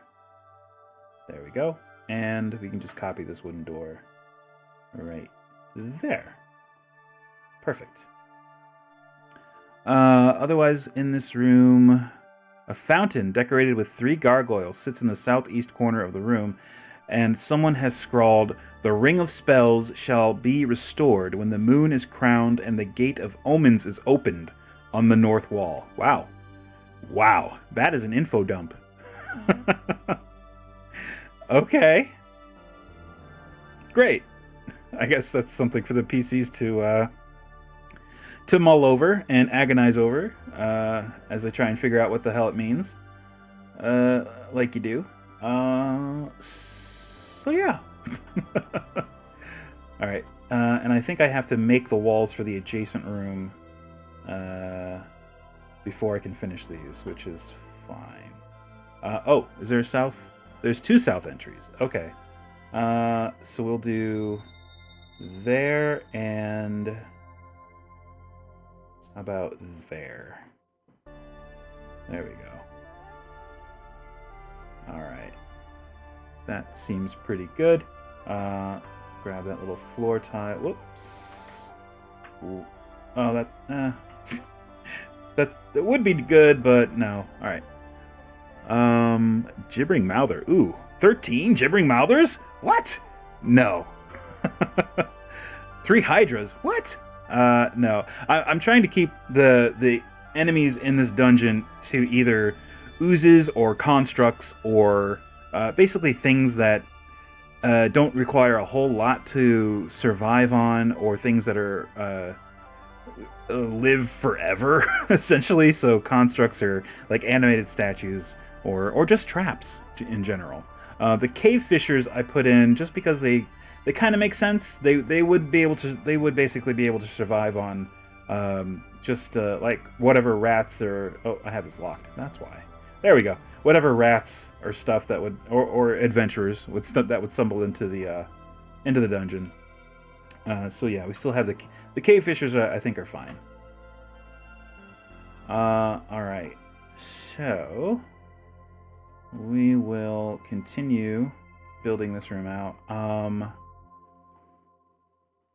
So there's a fountain. Okay. Oh man. Is there an easier way to do? I mean, there is we do of course have the fountain tile, but I don't want to make a huge. Whatever. We can make a huge fountain. Sure. So these are wooden doors. South entry. Oh, trapped and unlocked strong wooden door and locked strong wooden door. So yes, they're both wooden doors. I guess we'll just do it that way. That works. Okay. And so we just do the rest of the floor. And and the fountain itself, which is in this tile set. Morgoth.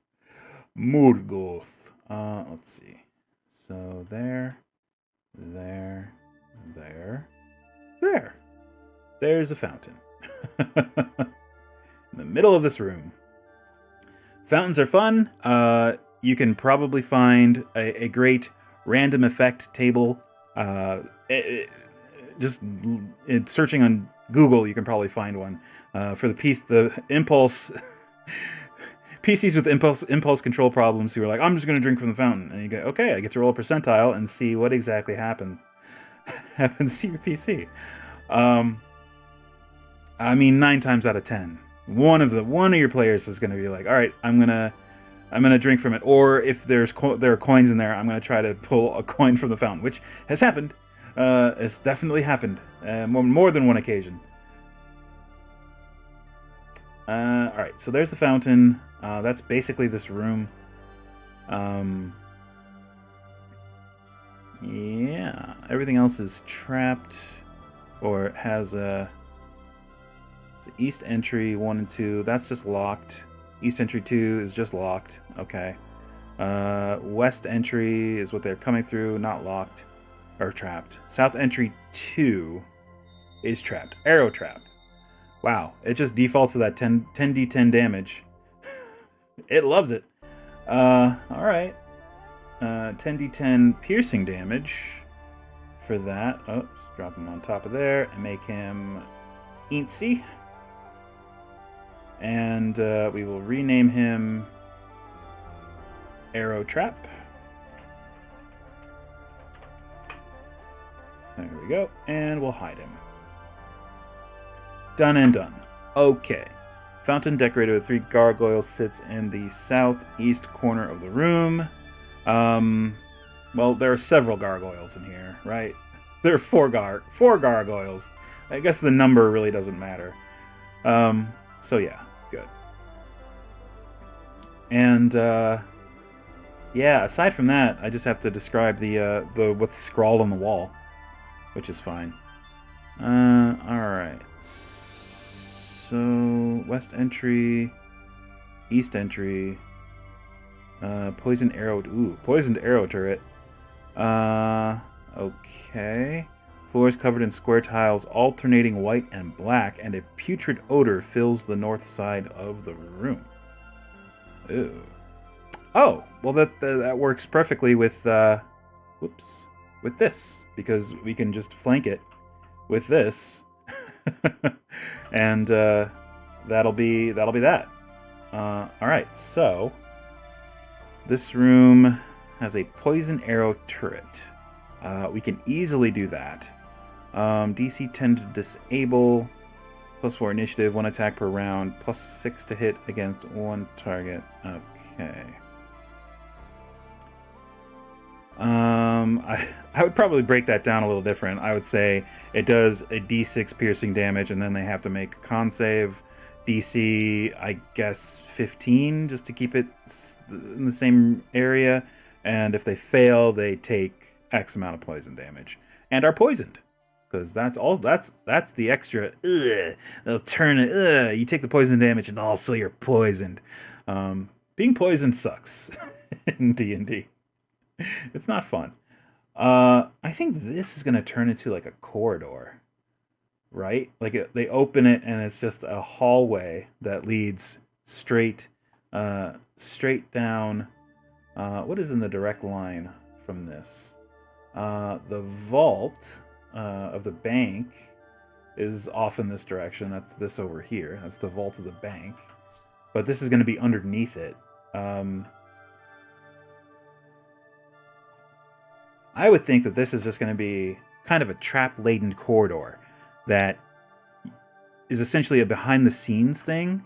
It's going to have doors where you can access other rooms that are adjacent to it that you normally probably couldn't. We also have to keep in mind that we have this sewer access here, which we will also have to do, which reminds me, we will also have to do a kind of a sewer system for this. Since we started making the sewer, this is just half of it. The dungeon is half of it. We also have to do the sewer system. Because there are points where it's going to link up with the dungeon. So that'll be fun. So yeah, I think, yeah, that's just going to be a corridor, which kind of works out. And it makes it interesting. And I think we will actually make it like that. We'll make it like a legit full two squares wide, essentially. There we go. Just start it off there. Do we want to do that, or do we want to do... You know what? Let's do this. Just so there's a little more mystery behind it. How close is this to... Okay, that's pretty close. That's a little closer to the floor that's on these wall tiles. So we'll just use that for this corridor in particular. And then that way, if there is a secret door, it's less obvious. Because we would have to put, you know, one of these standalone wall tiles on one of these darker tiles that we've been using. So instead, we're just going to use this tile to make it look closer to to this one. There we go. All right. So this room has the alternating white and black tiles. What do we use for that? I think we have access to kind of white tiles in here. Sure. It kind of works. What else we got? White and black tiles. For black tiles, we can easily just use like this. This is pretty dark. I think it's the darkest that we have access to. What else? White tiles. Winter? Is there like an ice? There's snow. I mean, that's white. I'm looking for more of that, something that looks like stone, like white stone, which I don't think we have. Hatches, harbor, foam. Do they have foam? No. Dungeon. Dungeon is actually pretty light. We can use this. I mean, it's lighter than the tiles we have been using. I'm gonna say, yeah, that works. All right, so we will copy that and paste it there, rotate it, paste it, rotate it, paste, rotate, oh, oops, paste. Is it going to...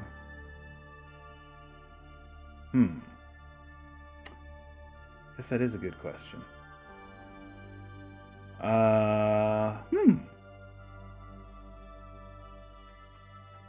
Maybe it only comes about that far. It's 3 and 3. Yeah, that's fine. That works. That's actually better. All right. There and there. And there and there. Whoops. There. Rotate and place. And... Whoa! Oops. There we go. And I think one more. There we go. Done and done. So this is just going to continue on like that. That's a given. Oh wait, that's not strictly square, is it? No, it isn't. Oh boy. Hold on. I do like that it actually uses the clipboard. So if you copy something and don't copy anything else, it stays in your clipboard. So if you hit Control V later, it will paste what you still have, the latest thing that you have in your clipboard. It's a very nice little intuitive feature, in my opinion. All right, that is definitely more square, which was what we were going for to begin with. So for this side, though, I guess we want to... There is no door. Well, I guess we just kind of have to do this, right? We have to imply that there is a... Well, actually, there's probably a room on this side, right? Or is there? Let's see. Square tiles, poison arrow turret. It has a west entry and an east entry listed. Although this version is going to have probably an entry on each wall. Because it's got this one, right? And then it's probably going to have a secret door over here. And then it's going to have something just so we can move further south. And then a west entry. Alright. I mean, that's fine. So the west and east entry. The east entry is actually going to be a known thing. So we're going to go ahead and just remove that and then copy, paste that. And this is a simple wooden door. So we'll copy that and just paste it on in there. All right, cool. We're going to do our second little ad break. And when we come back, there's going to be more doors to explorers. Not Dora the Explorer, but doors to explore. I'm sorry for that. Never. Be right back after this quick little ad break.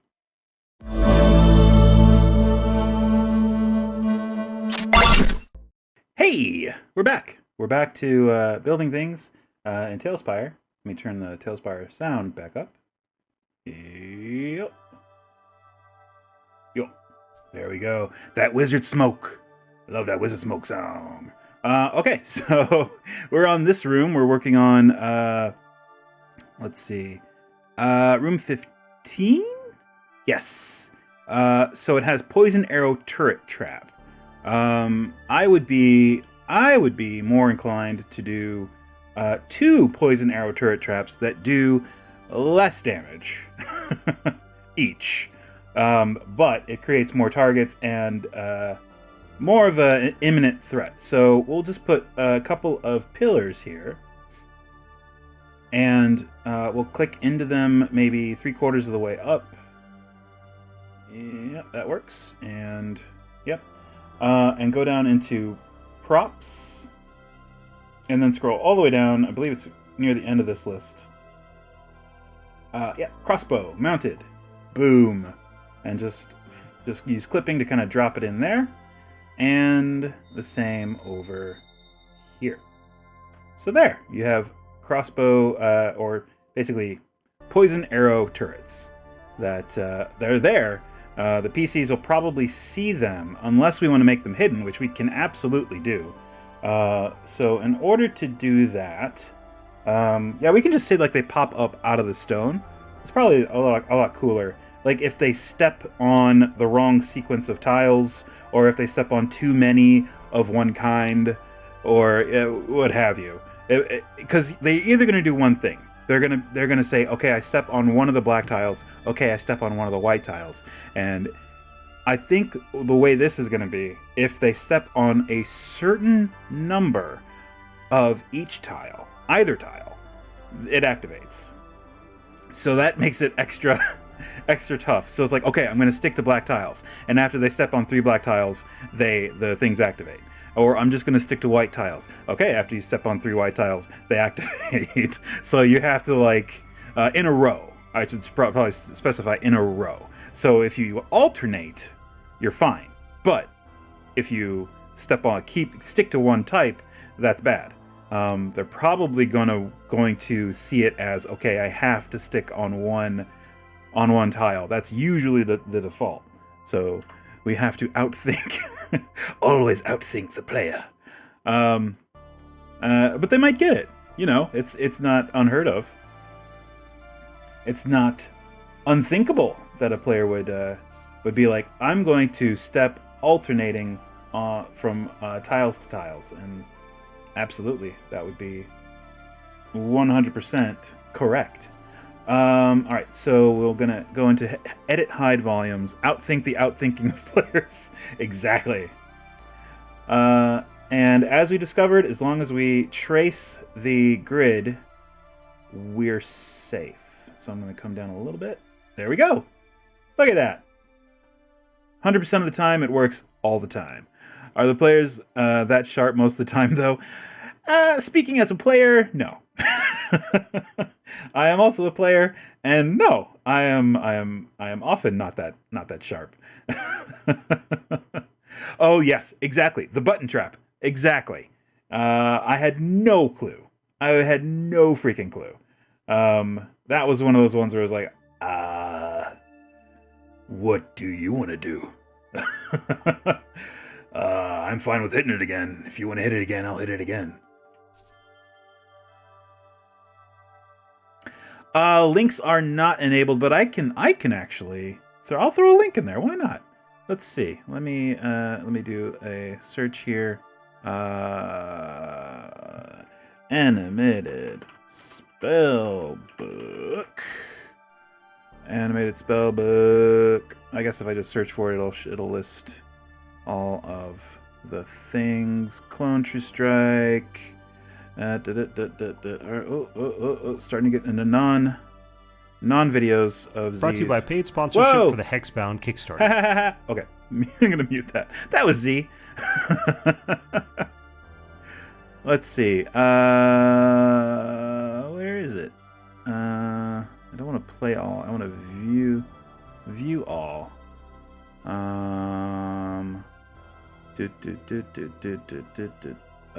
Oh, Countdown Puzzle. There it is. And nope. I want to copy link address and paste and check. There you go. There's the button puzzle. If you are so inclined to watch that, it is a puzzle that Z ran us through in his game. That was diabolical, yet not deadly. Yes, it was very, very good. Okay, so we wanna make this one invisible as well. Let's see.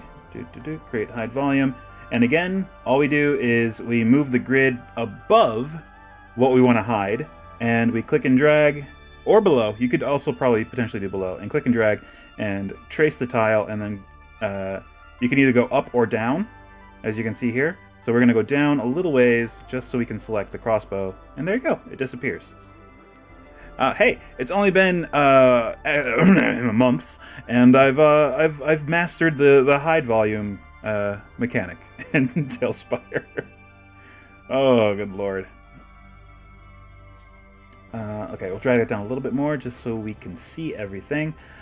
And I think likewise here we're going to... Oops, let's move our grid. Let's move it a little bit more, please. Boop. Oh, too far. There we go. That. And this is going to also have a door. I think we're just going to do a double door just to make it consistent. I'll throw that there, and whoops. Nope, select the double door. Nope, it won't do it. There we go. We got him over here. That works too. So that, and make sure it's opening the right way. Correct. All right.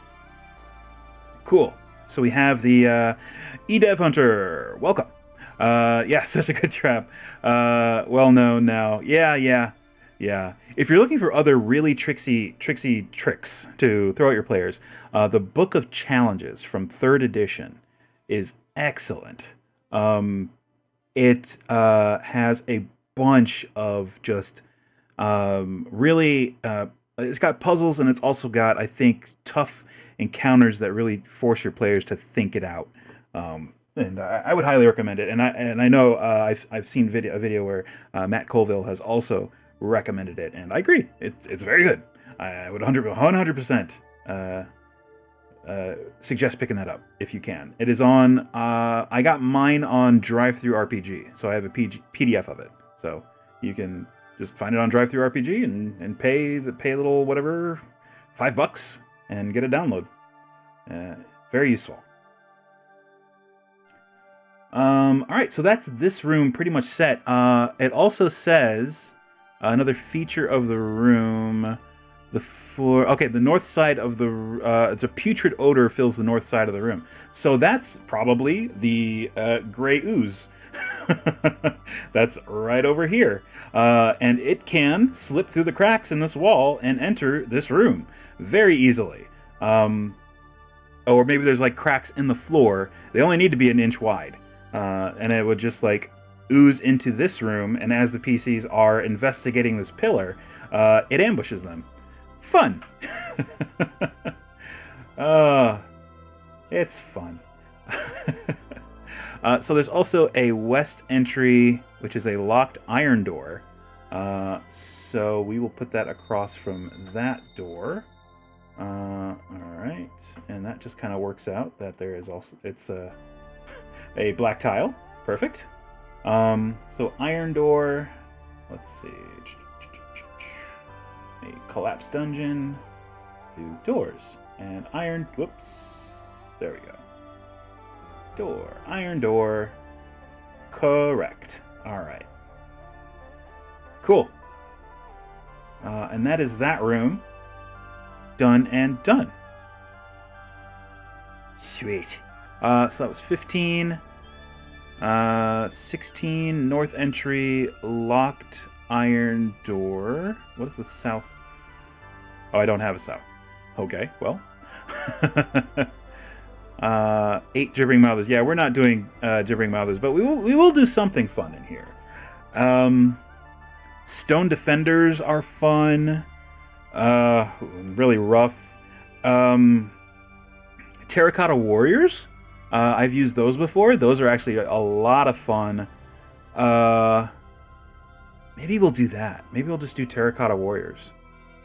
Just a bunch of statues. I guess we'll have to use... Well, you know what? We'll find something in the miniatures to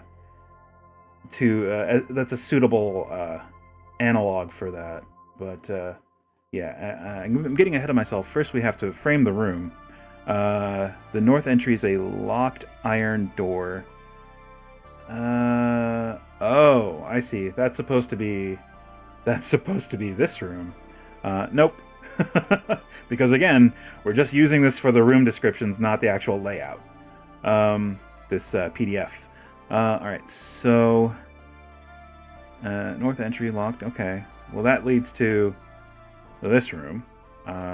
West entry is a locked, simple wooden door. Leads to room 15. No, it doesn't. The east entry is going to be a secret door. And actually, now that I think of it, this should also probably be a secret door. There we go. Yeah. Almost indistinguishable.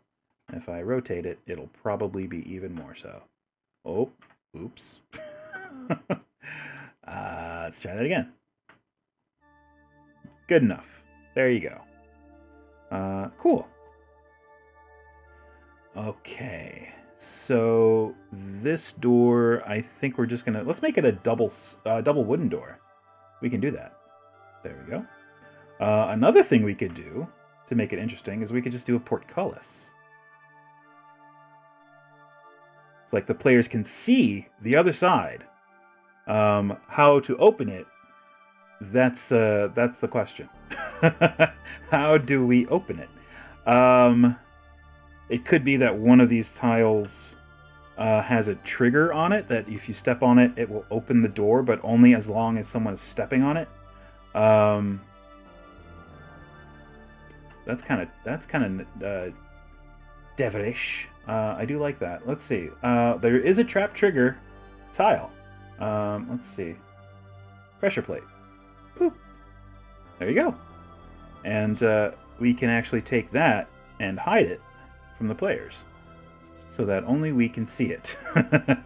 So we know which tile is the pressure plate, but they don't. So we will again see. Now that I know how to do this easily, I'm going to do it to everything. I'm going to be insufferable. So we come down a little bit. There it is, hidden. Done and done. Cool. And then we exit, and there. See, we can still see it as a red ghost. So we know it's there, and our players don't. So that is the trigger that you need to step on to open this portcullis. But you need to remain standing on it to open it. And it takes a full round for it to lift, and only a split second to slam shut. So you need to roll initiative versus the portcullis to run under it, or you take some damage. If you're the one that ends up having to stand on this to keep it lifted while your other party members go under it. Fun. All right. What else are we gonna do? This is just gonna continue off in this direction. No surprise there. This room, I think I'm just gonna put a corner piece here. Where is the corner? Corner pieces, castle ruins. This guy, right there. Done. When that means that I have to... Oh, that's fine. It's just going to be... Oh, cool. Actually, that's symmetrical because it happens on this side as well. Cool. That works out. So all we have to really do is copy one of these. And this room... I guess we'll do this room first because it's going to be a dead end. It's just going to end right here. Anyway. And we don't want to do that. This is weird because we're just going to look for a room that suits our purpose here. Ooh, Gricks. Those are nasty. Phase spiders. Oof. Yeah, no, not going to do those. Driders. Oh, that's real bad. I don't think we're going to throw Driders. They're not really suitable for this particular dungeon. Yeah, we might be getting too far ahead. Tile mosaic of a legendary monster covers the floor, and several pieces of broken glass are scattered throughout the room. Okay. That I think is fine. West entry, it doesn't exist. South entries 1 and 2. I guess we pick one. But yeah, I think that's what we're going to end up doing for this room. And incidentally, it's going to be framed like that. So all of the corners look the same. And it's going to have... Yeah, there we go. That. It's going to have an exit down here. Maybe it'll have a north. Do we want to give it a north? Like a little room up above it? Sure, why not? Why not? And there, and there. Alright, cool. And a mosaic on the floor. Are there any other... I mean, that... Well, there's a circle. Like, if we wanted to make a small, like, circle, that's an option. It's not as decorative as the other one. I guess we're going with the desert, the desert village again. Let's see. For this one, I think we're just going to do... we're not going to use that. We're just going to use this guy, and we're just going to alternate.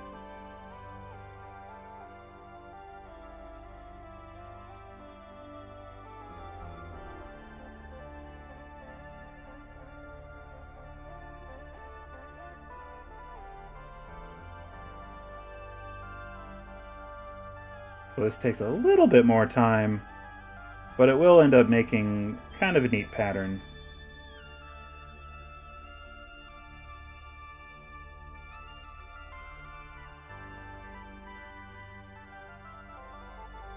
There, and there, and there, and there, and there. Alright, so that is a mosaic. It's supposed to depict a monster. Does the monster come to life when the PCs spend too much time in the room? Yes. Yes, it does. 100%. And I'm gonna make a DM decision and say that these doors are secret doors. So we will use that.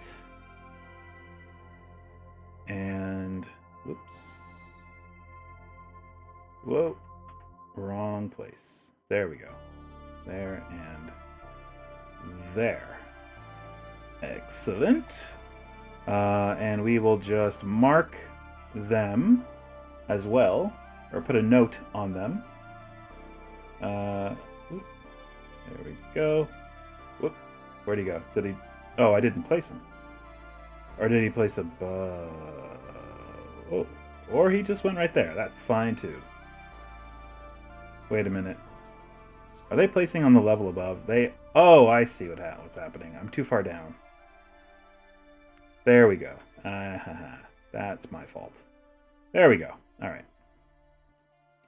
So, this guy we're going to shrink. And we're going to rename Secret Door. Secret Door. And hide. Boop. Same for this guy. Shrink him and rename him Secret Door. Not DF Door. There we go. Rename and hide. Beautiful. Alright, cool. So what monster... You know what? You know what's a good monster that they already have a token for and is a nasty monster? I was going to say a Chimera, but Manticore is also pretty bad. We'll just say it is a Chimera. But the closest that we have is a Manticore. Ooh. That's pretty nasty. Oops. Let me get into... there we go.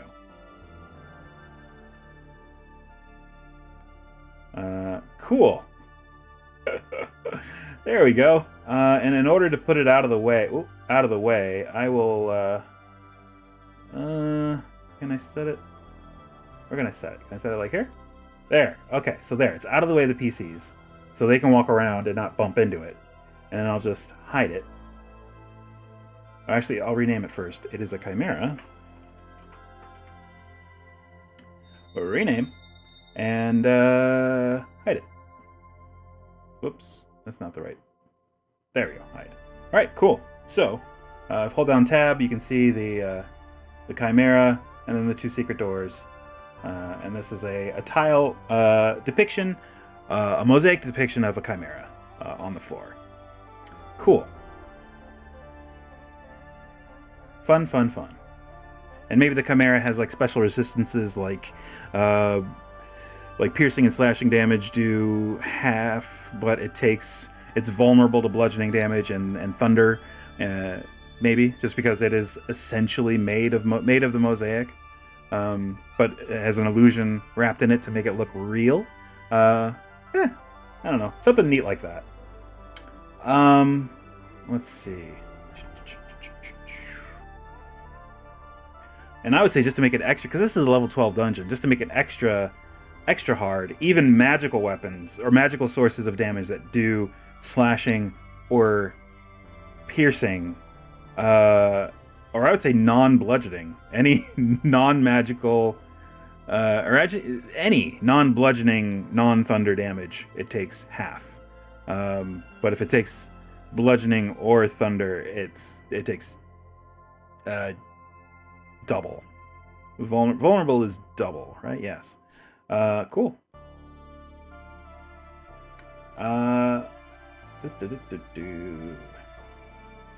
Alright, so that's that room. We want to do the room to the little room up here. We may as well do that. That we can do super quick. Let's see. For this, I think... Oh, let me get back into build mode.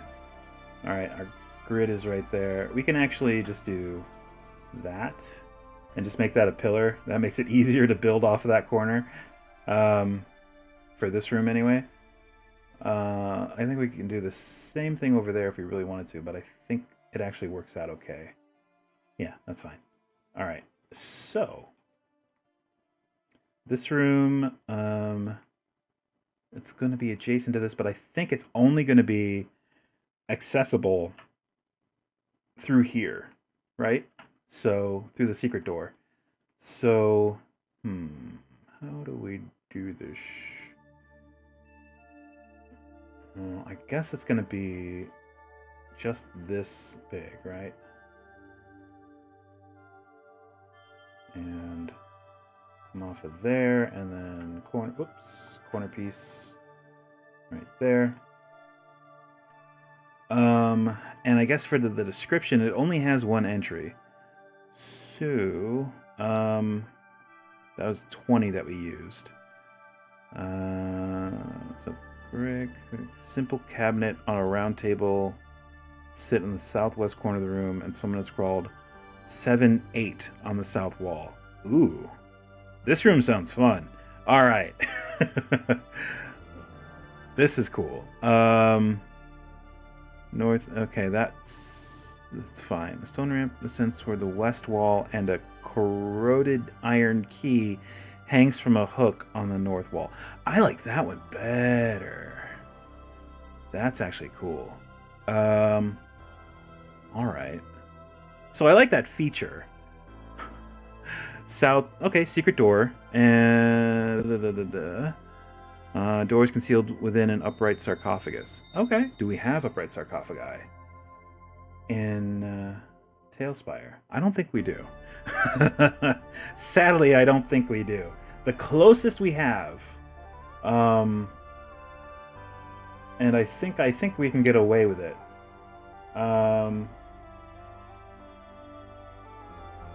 Let's see.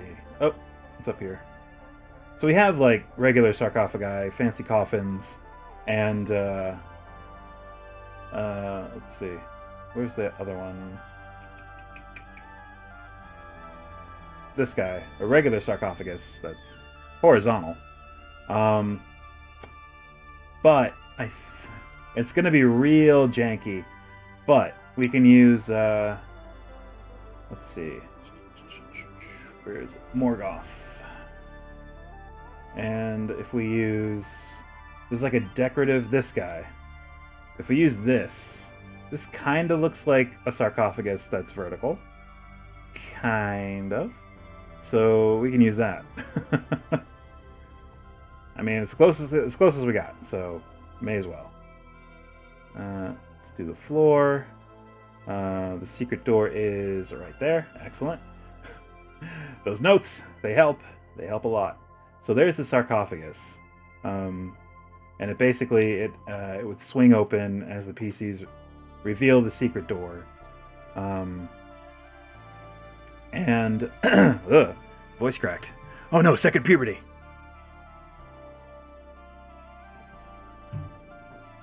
I just need some water. There we go. That's better.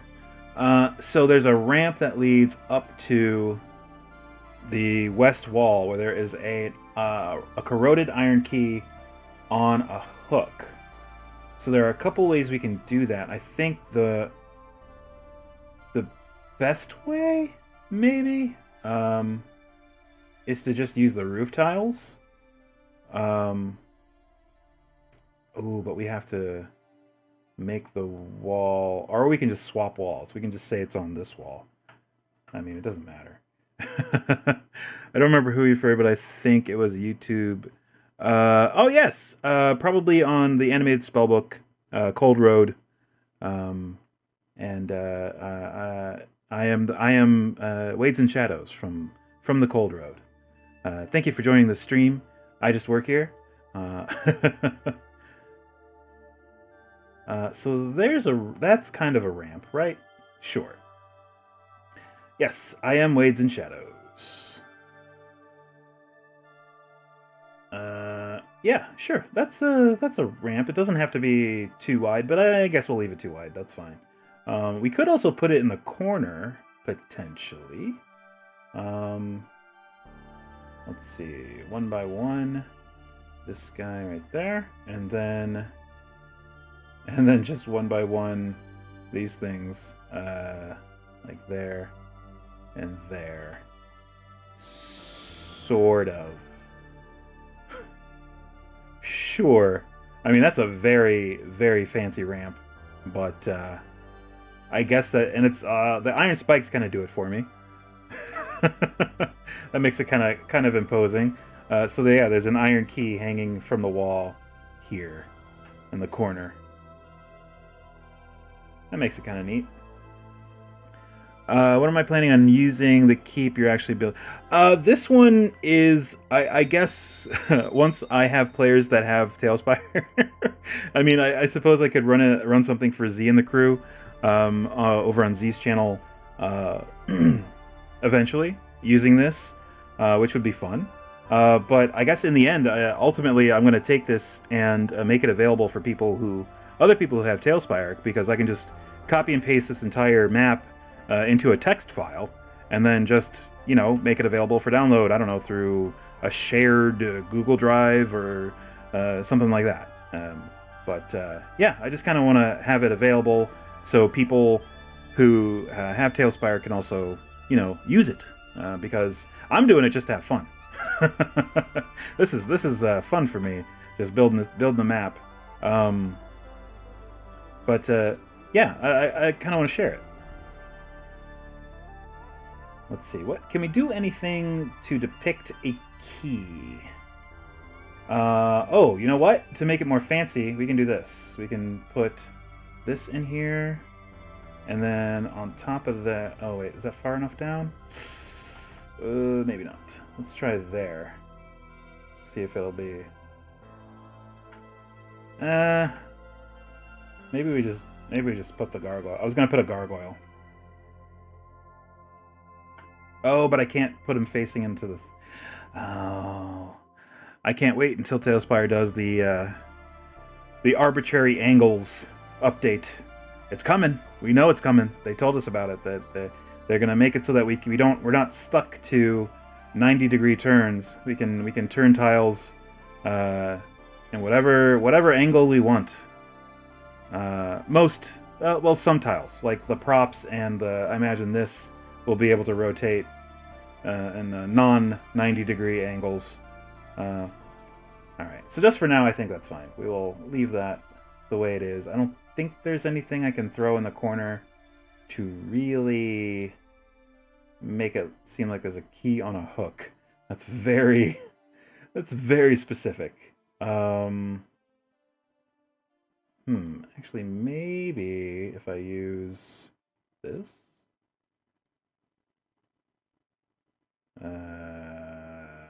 Sure. Sure, why not? That's fine. We'll do that. Key on a hook. There you go. Good enough. Close enough. Alright, cool. So that's that room done. The key on the hook goes to something. That something, we're not sure yet. Alright. So that is that route finished. This is also a secret door that's going to lead to something else. The commoner carpenter is on the level above. Ignore that. Alright, so we got the arrow turrets there in that room. Great. The demon circle. The god mosaic. The demon podium. The statues. And the lights in the walls. The cave fisher room. The catwalk room. The tapestry room. The lightning turret room. The gargoyle room. The blue stone room, I guess is what it's called. The fountain room. And I guess this is the ice trap room, because that's the most prominent feature. It's the ice trap over here. Oh, I guess it's the demon face room, because this is supposed to be a demon face. So sure, it's a demon face room.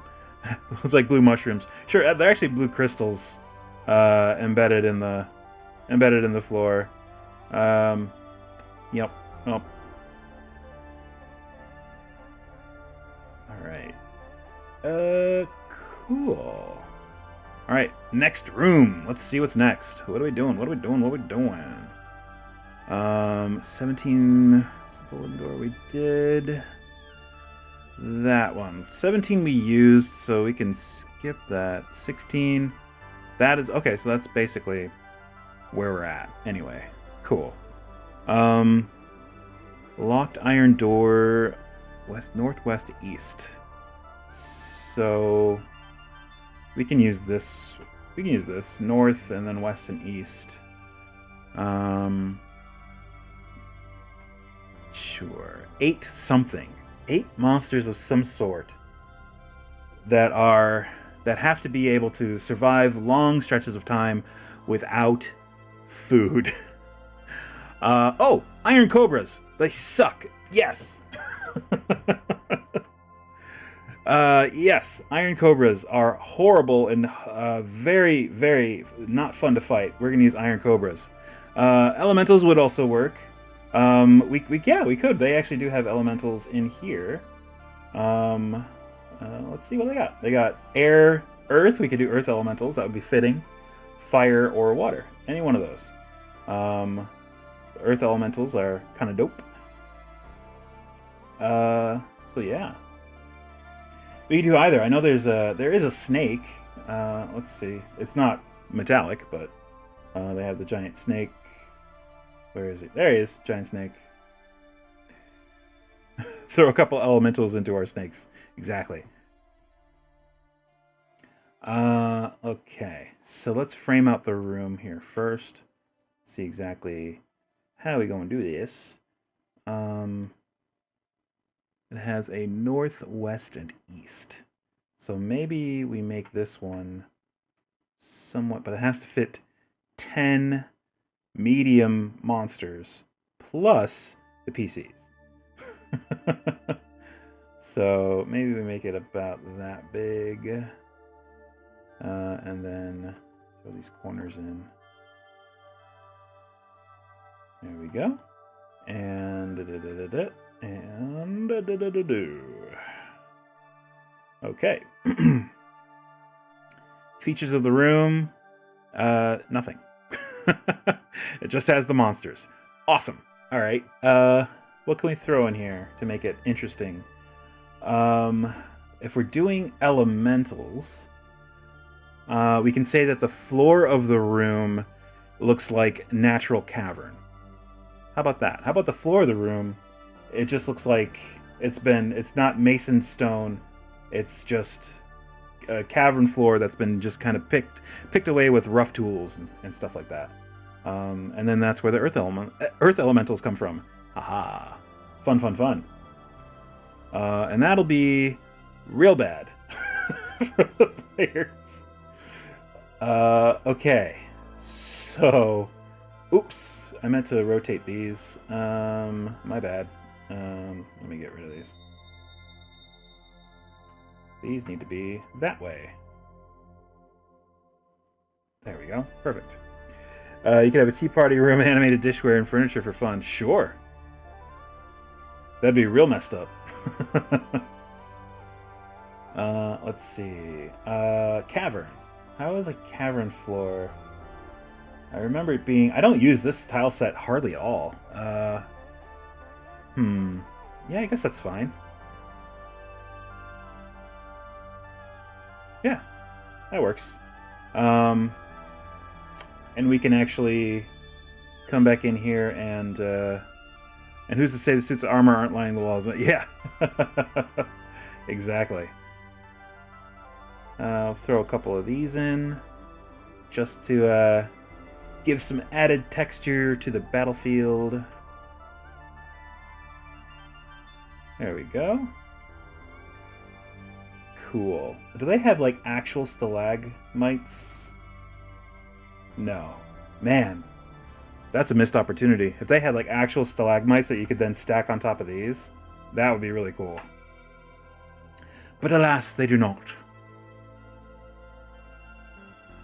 Alright, cool. So, that is that. I'm going to go ahead and throw down some elementals in this room. It also has to have an east and west entry. One is a locked simple wooden door, the west entry, and a locked iron door. Alright, so we'll get rid of that. And this, actually, this will say is a secret door, right? Because it's along this corridor, this master corridor, that I think we should also make a secret door, right? It just seems like in order to access it, it's gonna save a little bit of time, although it will be trapped, of course. So we kind of want to make that secret as well. So let me go ahead and take our mascot secret marker, Mr. Ooze, and we'll make another secret door notation right here. Make it small. Change its name to secret door. There we go. And then we make it invisible. Oh! Or it ascends into heaven. One of those two things happen. Can I put it there? Okay, there we go. There, hidden. So now, when we hit the vampire site, DM site, you can see the secret door note is right there, floating above that guy.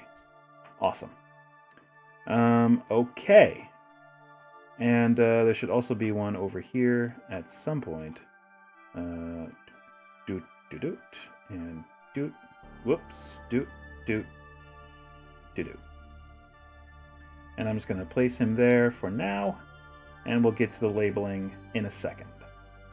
So elementals.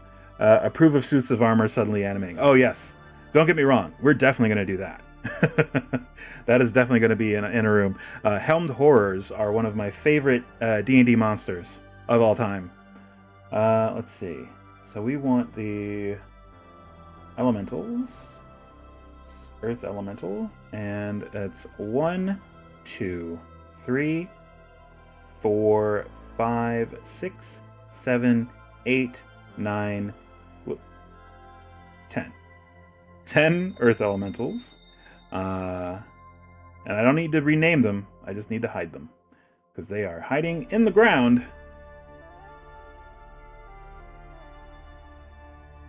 And hide, and hide, and hide, and hide. Another thing we can do to kind of dress up the room is probably add some of those crystals. That would be fun. Let's see. This, I think we're going to use this guy, because this is an actual door that you can see. Let me move my grid again. There we go. And we are going to use the iron door? Was it an iron door? West entry? No, locked, simple wooden door. So this guy. Oh, I guess that way's fine. There you go. All right. Cool. All right. And yeah, crystals in the floor. Why not? Why not? Let's see. We'll use green this time. Just makes it look a little cooler. Maybe I need to... Alright, sure. Whoop. And throw one over here. Ooh, okay. Actually, you know what? Just to make it look like it's a little more ingrained, we can clip into this rocky formation here a little bit. Oh, we can use the big ones too. Haha. Are the assets not possible to clip? Oh yeah, we are doing so right now, clipping into one another. As long as you have clipping turned on, which is this thing right here, you can toggle it on and off to be able to do it. And you have to hold down Shift as you are placing a tile. And it is a very good idea to use your grid to line up where you want to actually place it. Otherwise, there's no telling where it'll end up. Okay, so we'll put a big one over there, and then how about a bunch of little green ones over here? So one there, one there, one there, and that'll do it. Cool. All right. This is the Earth Elemental room. As you can see, there's a bunch of Earth Elementals just waiting to destroy the PCs. Saw the skulls a while back and neatly in rows. That's what. Oh, yes, they are actually kind of clipped into one another, but not across. I guess since they are only 1x1 tiles, you can't really. Oh wait, they're there. You can't cross the line of the grid with a. Well, these aren't even 1x1. These are a quarter, only 1/4 size. So you can't really cross across the line here yet. TaleSpire is integrating soon the ability to take these and place them, not on the grid. So you don't have to rely on the grid to line them up. You can place them wherever you want.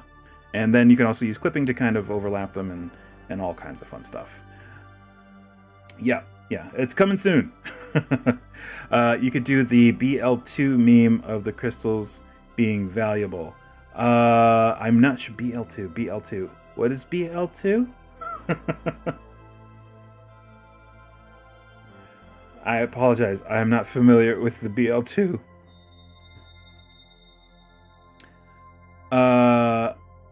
Oh, Borderlands. Yeah. Got you.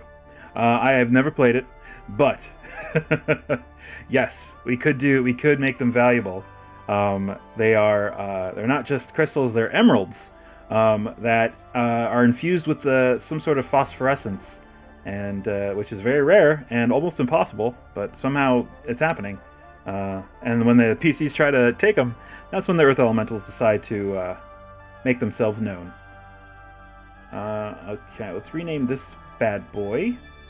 We will rename him Secret Door. And we will shrink him. And we'll hide him. There we go. Another note. Secret Door. Okay. Cool. So we have the secret door leading to the corridor here. The master corridor. We also have rooms that we're going to be coming off of here, so we do have to double back, and more rooms over here. Luckily, we have a crap ton of rooms in this list, so we're good for a while. We're not going to run out of room descriptions anytime soon. Awesome. Cool. And BL2 crystal monsters are docile until the crystals are attacked, but striking the crystals in melee deals critical damage. Oh, neat, cool. Yeah, that could be a thing. Definitely. Like the crystals are embedded in the Earth Elementals. Sure. That could definitely be a thing. Let's see here. I think we're also... Whoops. Did not want to grab it. That's fine. Just wanted to copy it. We'll do that. And... take that and do this. Maybe we close it off there. There we go. And then that. Cool. So this room I think is going to be closed. Oh, sorry, I don't have links enabled. Sorry. Yeah, I have links disabled in the chat. Better safe than sorry. But I will look it up. I will look up the Borderlands thing. Let's see. So this room, I don't think I've decided on what this is. So the 10 gibbering mothers, those are Earth Elementals we did. Room 17 we used. That was the one with the boss is called Blue, BL2 Blue. Okay, cool. I will look that up and see the mechanic in action. Room features a simple cabinet and round table sit in the southwest corner of the room, and someone has scrawled 7-8 on the south wall. Interesting. Will that work? It might work. I think this is the only entrance to this room. Aside from the secret door here, obviously. And it will probably Blue Farm, since BL2 is one of those games where you repeatedly loot boss. Oh, I see. Gotcha. Do we want to do anything? You know what? Let's make the tiles something weird. Since that seems to be now a reoccurring theme, the floor tiles are changing to weird things. Let's do this. Let's do it this way. And we'll use these tiles. There we go. And it says a cabinet and a round table sit in the southwest corner. So over down here. So cabinet, the best we can do for a cabinet. I got something we can use for a cabinet. Where is the desk? Let's see. There it is, side table. Kind of works. So if we clip it into this wall, I don't like that. We will actually put it here. Yeah, we'll do that. All right. And if we can copy it and kind of clip it into itself, potentially repeating the, oops. And yes, this does open. That's one of the weirdest little features, that one actually opens. So we copy it and then paste it. Trying to make a cabinet. That's probably not far enough up. Oops. So copy and paste. Kind of. It's starting to look like a cabinet. Whoa. Oh, there we go. Sure. That kind of works. And if we come up here and then copy and paste it again. It's the weirdest looking cabinet, but sure, it's a cabinet. And a table, a round table. Sure, we can do that. Round table. Boom. It doesn't say there are chairs, though, or stools. So we can use this. And you know what? Why not? There's food on it. There's food on the table. And there's a cabinet and all that fun stuff. And we will also actually put a candle on this table. Let's see. Where is the...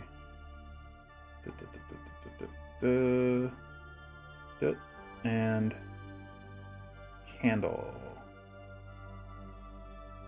Oh, actually, it would probably fit perfect right here. Yep, there we go. Candle on the table. Yeah, it's a dresser, not a cabinet. Yes, clearly. So, yeah, I guess that works. And it's going to have 7-8 written on the south wall. Interesting. All right, so yeah.